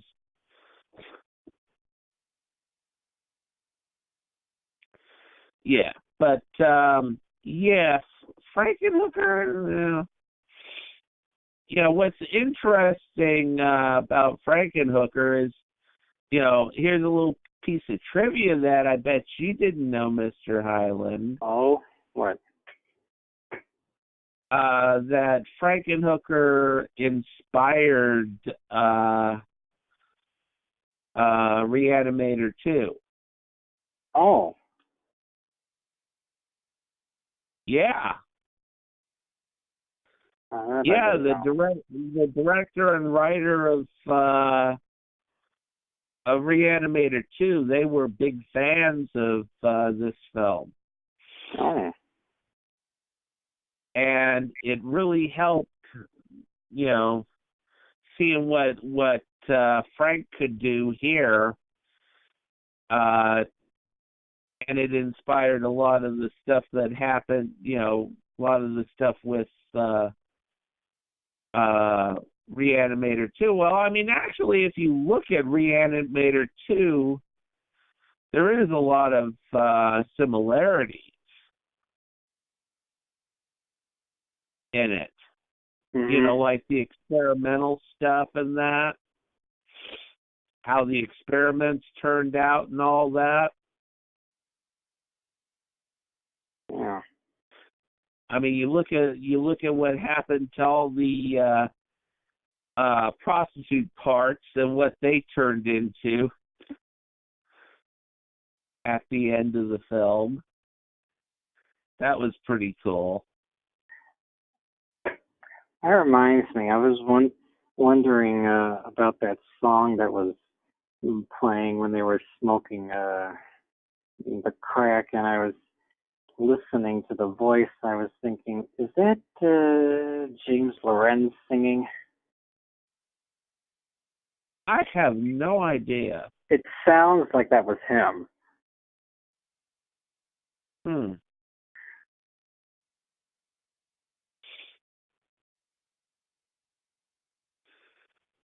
I was just cracking up listening. I was cracking up listening to the lyrics. This movie just makes me crack up, period. I mean, Helen Lauder, his films, he's created his own world with these. Because, you can tell a Helen Lauder film from any other film. I mean, you could tell him from Trauma even. Yeah. Because it has a certain style, it has a certain feel to it. You look at Basket Case, the Basket Case films, and you look at this, and there's a lot of similarities when it comes to feel and tempo and that, and very, very well done. It also feels like a John Waters movie. I mean, can you imagine John Waters writing and directing something like this, or even directing an episode of the possible TV show? Don't know.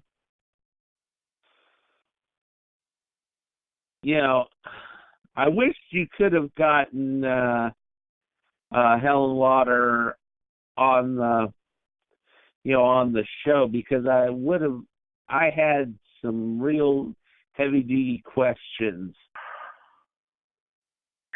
about stuff. I mean, especially, I get the idea on why he made Frankenhooker's head white and the rest of her body, regular colored, except for the one spot where he had the black girl arm, section of black girl arm on there.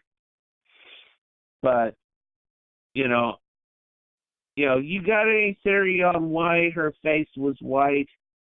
No. I do, because her face, her head was the only non-hooker part of her. The rest of her was all hooker. Okay. So that was the pure part, and it was the alien part of her.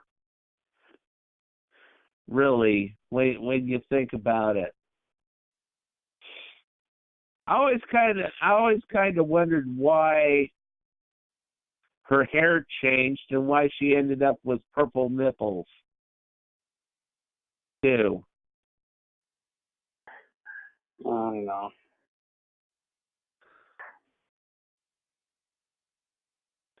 And also at the end, why his face didn't turn white. Again, it's a live-action cartoon. I mean, does it really have to make sense? No. No, it doesn't have to make sense, but I'm just saying, you want Helen Lauder rules on there.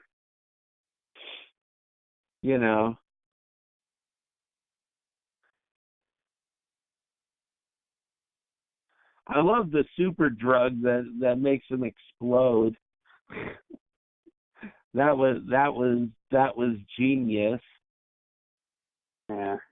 What was it? Super crack? Yeah. Yeah, the effects for that was just goofy. Yeah. Which reinstates my live action cartoon description.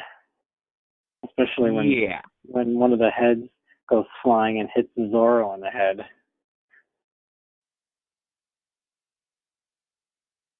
Oh yeah. Yeah, it's like an X-rated version of Sesame Street. Oh, I was thinking more Beetlejuice or that type of thing. This one was almost Tim Burton-ish. If Tim Burton was perverted.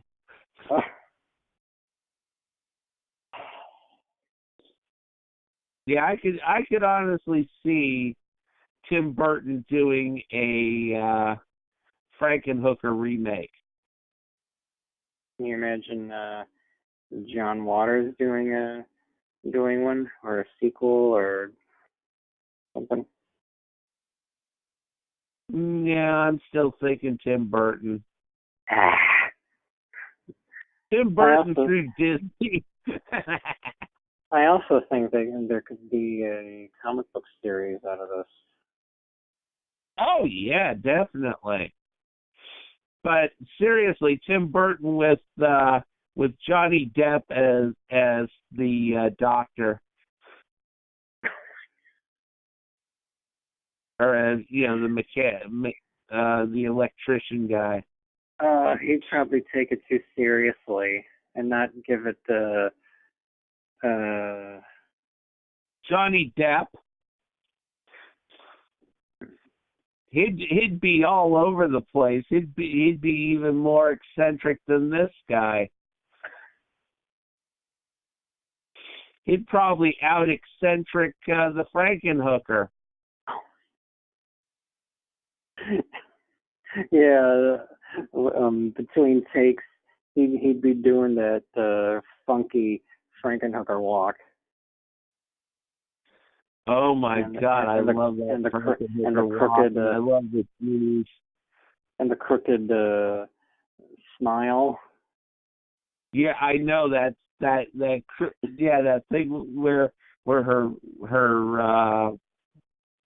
it's almost like her brain got crossed is like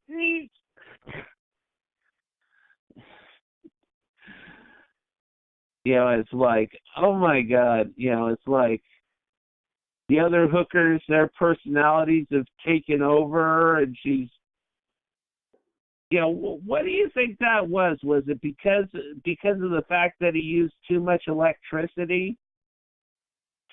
Maybe. Yeah, because she was overwhelmed. I mean, it's like, man, when she kissed that guy, he exploded.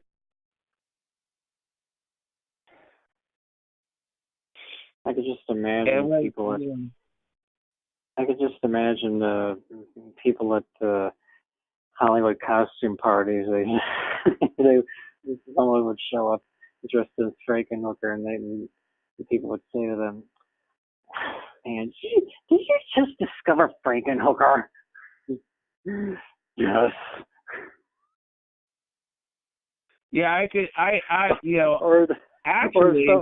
Actually, I could see a guy dressing up as Frankenhooker. Yeah, that's been done, and I can just imagine someone throwing a Frankenhooker themed party where people have to dress up as Frankenhooker. Oh, so God. There would be there would be. Yeah, I know. All these variations. I know secretly, Mr. Highland wants to dress up as Frankenhooker. There would be all these variations on the costume. Oh yeah.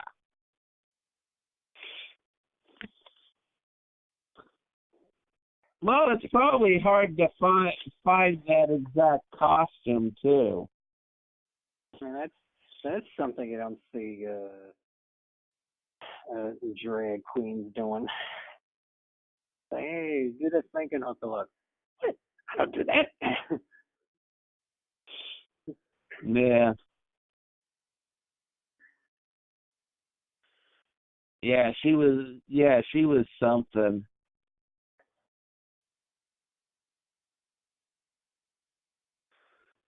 Yeah, so the whole, and I could also see if they did a remake, who they'd get for the John.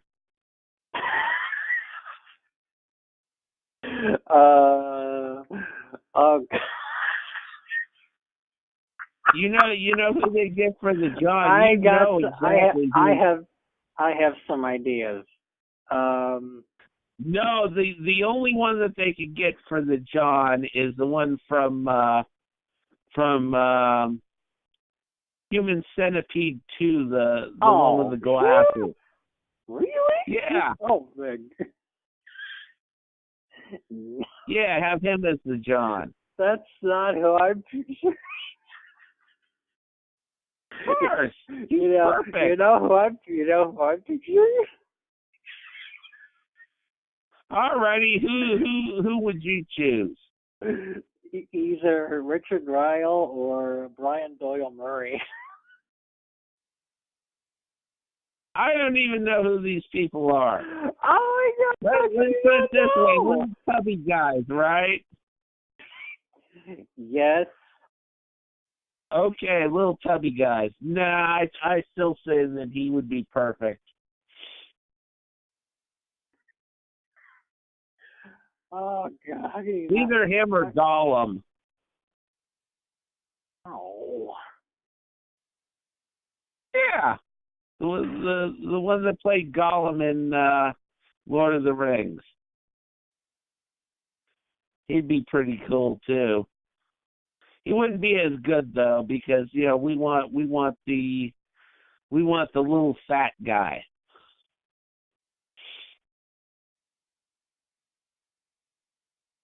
Yeah, I love that when she's whenever the one said, "Oh no, I don't want to be your date," she'd throw him. I love that. And he's like, oh God, oh God, yes, I want to have a date. And he's like, oh, I love this place. Oh God, I love this. It's like, ew. You have to wonder what it was I like mean, to work. You have to wonder what it was like to work with them. yeah. He's probably this nice little old guy, and like to have his little cookies and milk for his lunchtime and stuff. Either that, or he'd have his little shot of booze before the scene. What do you think, Mr. Highland? I guess so. Shot of booze? Oh yeah. No.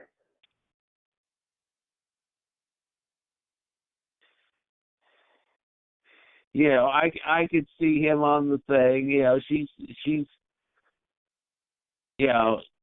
Patty's trying to maintain the character while she's wearing the Frankenhooker outfit. Probably going Johnny Depp and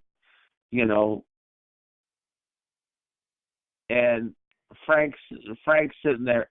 Okay, Patty, scene's over. You can relax. And she's going, you want a date? You want a date? Patty, it's lunchtime. You want a date? No, I don't want a date. I want to eat some chicken. I want some spaghetti, man.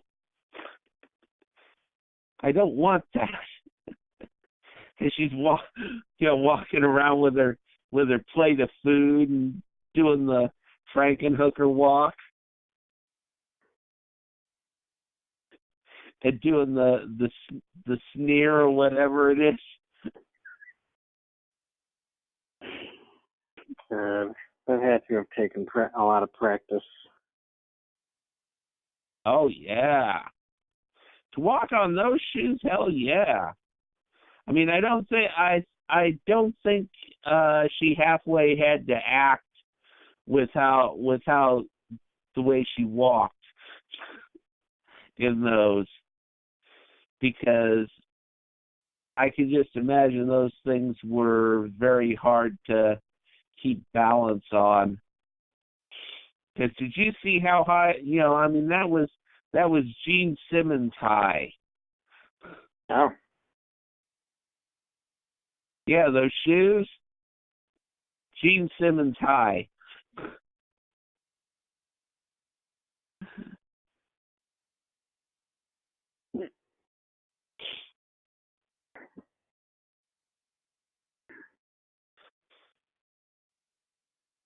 Yeah, I could just imagine Frank when it came to having to audition people for the hookers.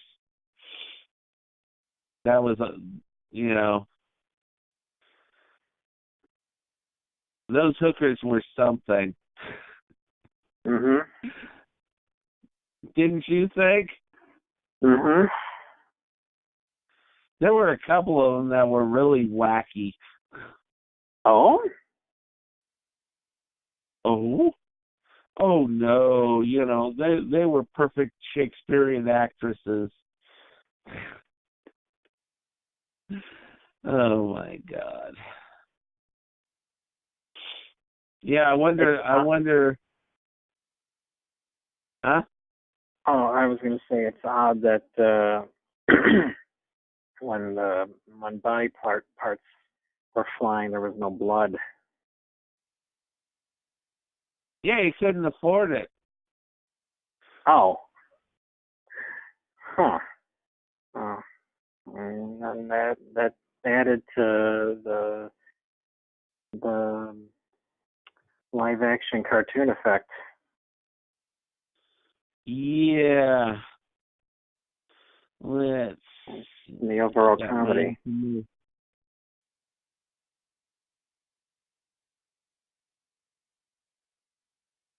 Because if this was remade, there'd be blood. Here's the interesting part for you. Uh-huh. Guess how much this movie costs to make? Oh, God,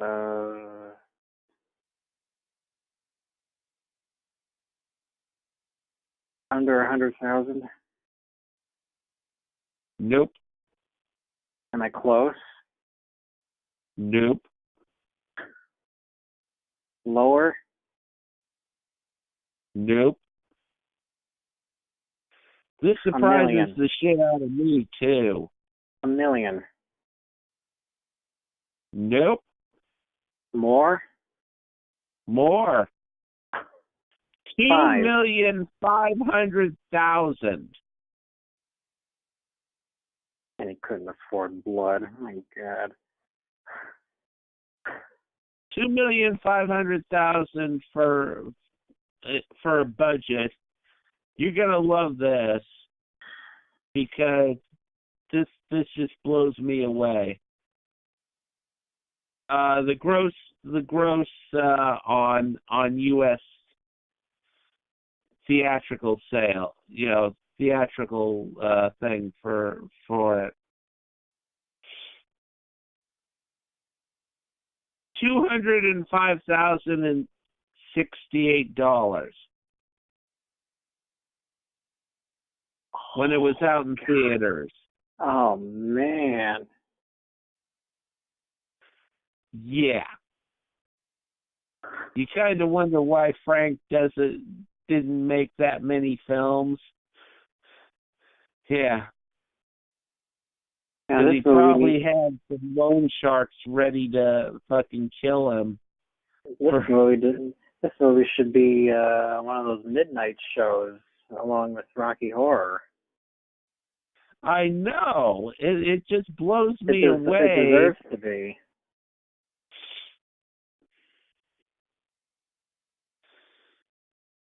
Yeah, I mean that just blows me away. And you would think that it would have made more money than it did, but it didn't. And it was filmed on location in New Jersey.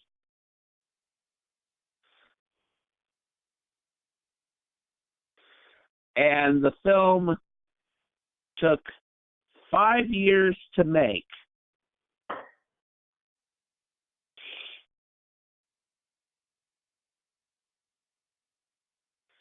How you like that?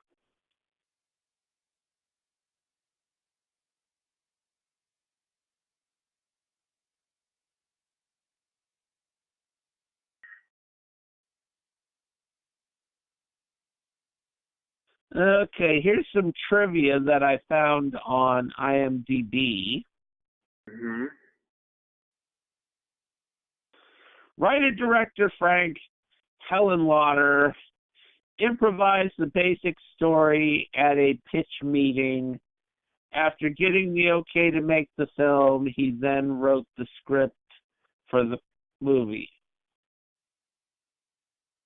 Elizabeth, who becomes Frankenhooker, has the last name of Shelley. This is a homage to Mary Shelley, the author of the original Frankenstein.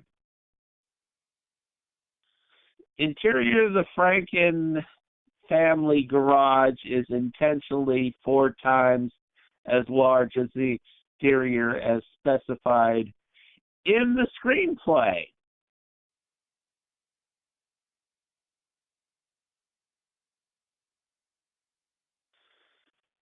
Okay, and the Hooker Talk Show is a parody of the Morton Downey Jr. show from 1987. The brain with the eye in the beginning of the film is based on the advertisements for the brain that wouldn't die.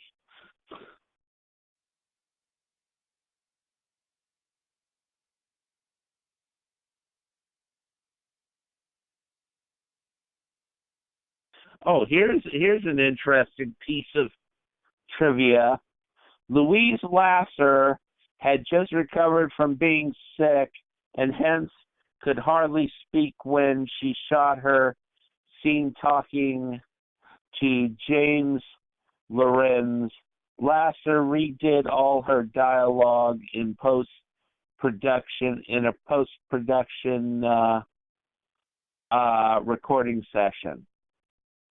Oh, wait a second. My mistake. This film didn't take 5 years to make. It took 12.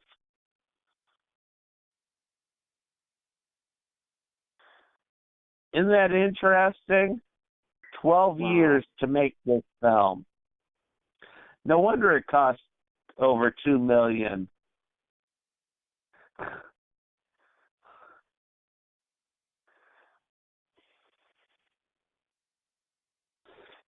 You know, that's something. That is a labor of love if you're working on a film for 12 years.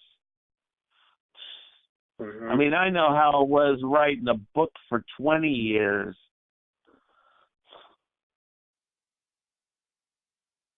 Oh, and here we go. Here we go. You're going to love this. Huevos Grandes. The name of the bar literally means big eggs in Spanish. The slang meaning would be big balls.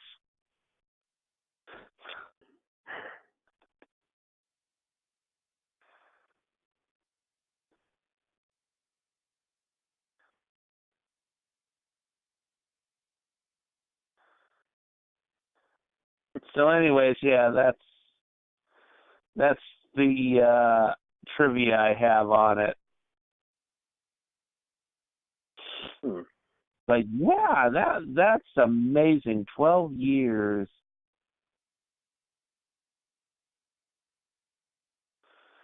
You know, that why would it take 12 years to make a damn movie? Well, he was working on other stuff. Possibly. Either that or he just kept running out of money.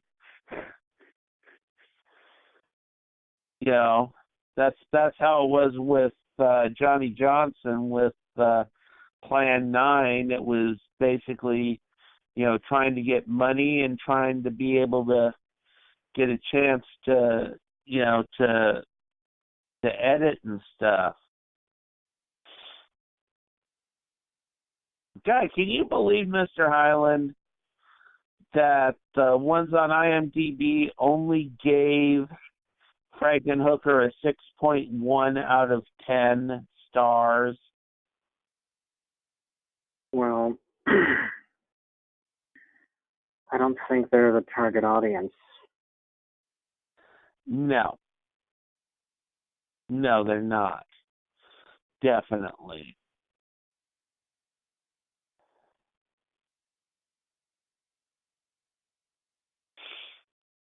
That just blows me away.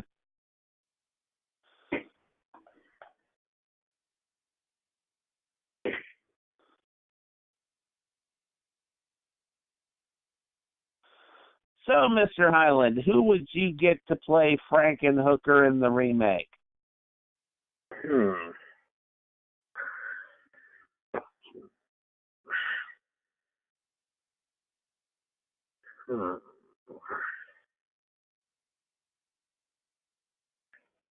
I don't know.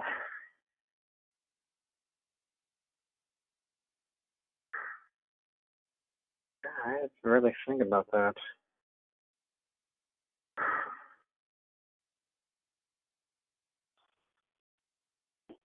I have an idea. I don't think it would. I don't think it could be a well-known actress. No.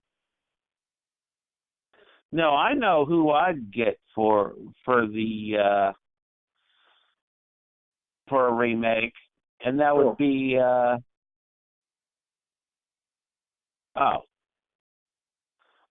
Jessica Felice. Who's that? an actress that I know. Okay.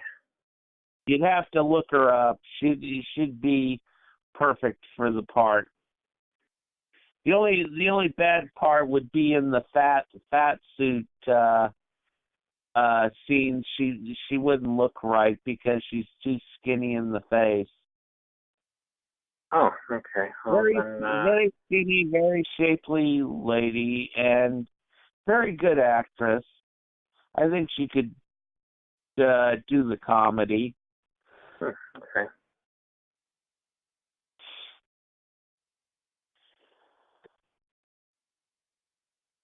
Plus, that she also looks good in purple hair.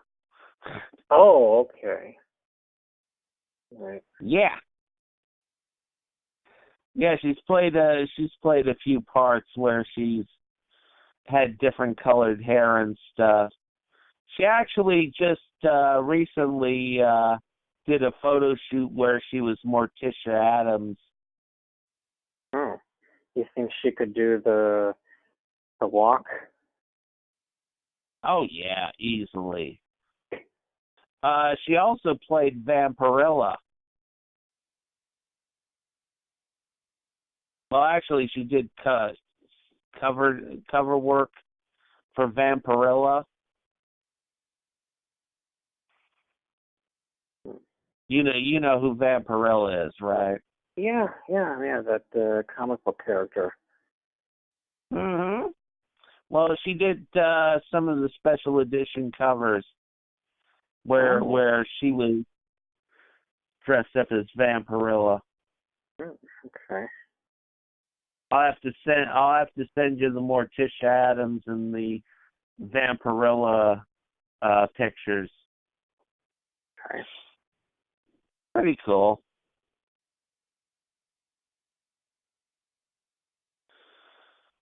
Yeah. So what do you think, Mr. Highland? Would you say that Frankenhooker was Frank's greatest film?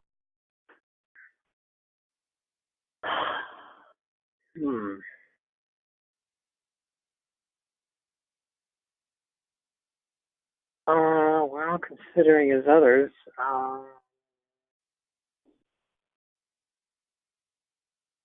given the nature of the kind of stuff that he's done, I think so. Yeah, I would agree with you on that because the thing is, all of his other ones were, little monster based, like Basket Case and Brain Damage. Mm-hmm. Yeah, this one was different, and this one I think really was some of his best work when it came to scripting and stuff too.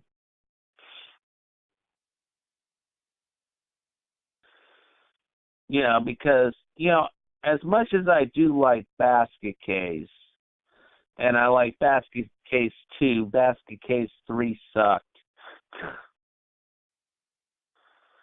I think Frank went overboard with Basket Case 3. Yeah, but he did have that wacky musical number on the bus. Yeah, but I'm just talking the giant robot thing and stuff.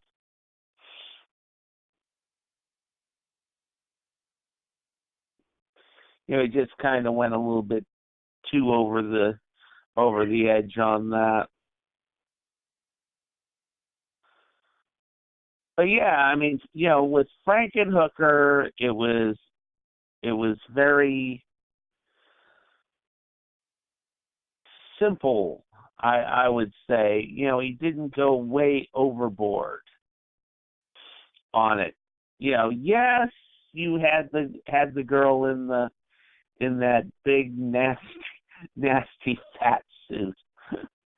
That was pretty amusing itself. I mean, remember the big butt on that thing? Now I do. Yeah, the big butt and the shoulders. Oh my God. I mean, shit. She looked like Michelle Shields, as bad as that was. Oh my God. But she had this skinny ass face, which didn't work with it.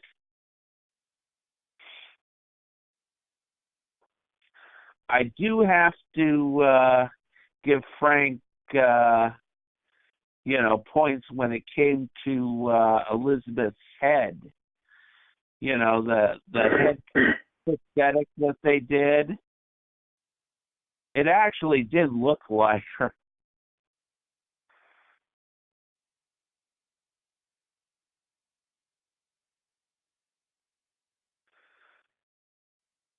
So, that's one good thing, because, a lot of the times when they show the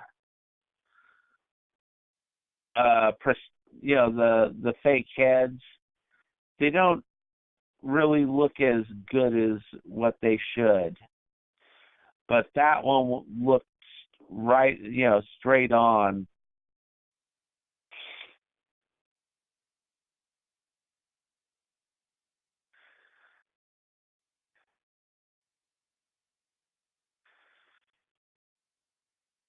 Oh, guess what, Mr. Highland? Guess what this film is called in Sweden? What? Frankenhooker.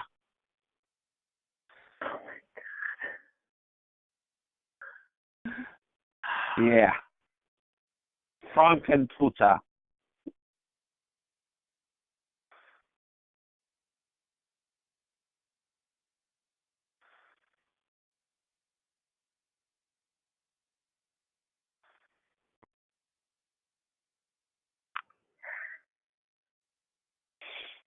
Okay, anything else on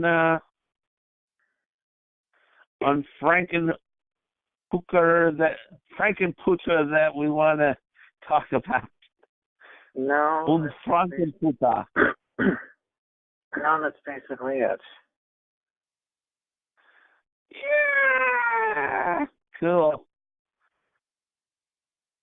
I have to say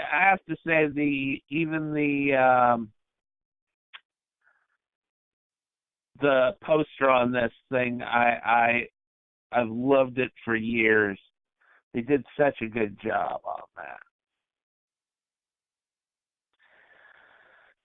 Alrighty, so anyways, it would have been nice to have a member of the cast here, but I think we did a really good job. I think we had a fun time talking Frankenhooker.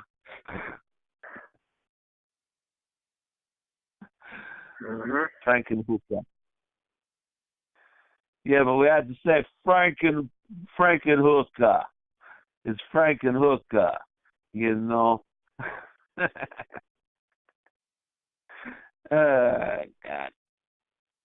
Alrighty, any last words for the fans here? Yes. Before we... Yes, I want to thank our listeners for tuning in. Tune in next time for our next episode, or what are we going to be doing? Well, not quite sure, but we'll figure it out, and we'll get back to you with that. So, oh yeah, see you next time. Yes, we'll have more mayhem and excitement next month. And as always, for Mr. Christopher Highland, the horror sex symbol, and myself, King of Splatter Punk William Pattison, I want to say Keep America strong. Watch horror films. Catch you later.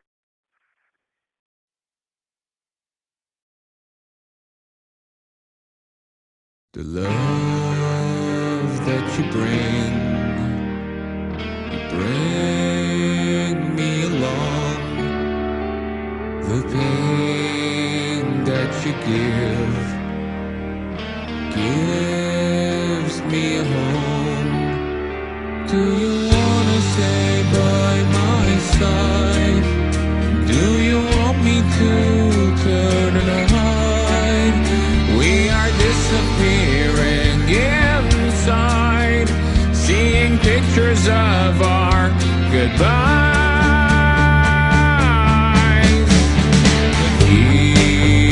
We believe that our love will survive the pain that you bring. Brings me all alone. Do you love me? Do you hate me? Do you wanna believe me? Do you think that you don't need me? Do you wanna deceive me? I can't think that it's all over. Don't wanna forget.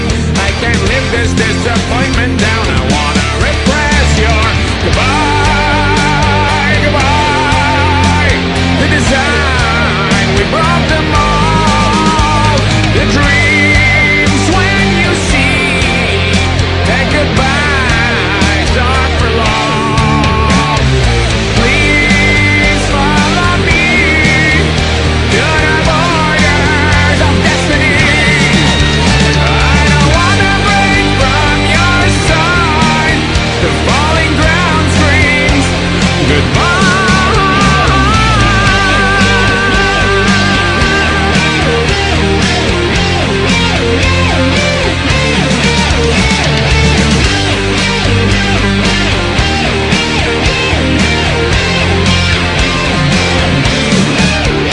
Do you love me? Do you hate me? Do you wanna believe me? Do you think that you don't need me? Do you wanna deceive me? I can't think that it's all over. Don't wanna forget. I can't live this disappointment down. I wanna repress your goodbye, goodbye. The design, we broke them all. The dreams when you see that goodbyes are for long. Please follow me to the borders of destiny. I don't wanna break from your side. The falling ground screams goodbye. Please follow me to the borders of destiny. I don't wanna break from your side. The falling ground screams goodbye, goodbye. The design, we broke the mold. The dreams when you see that goodbye soon for long.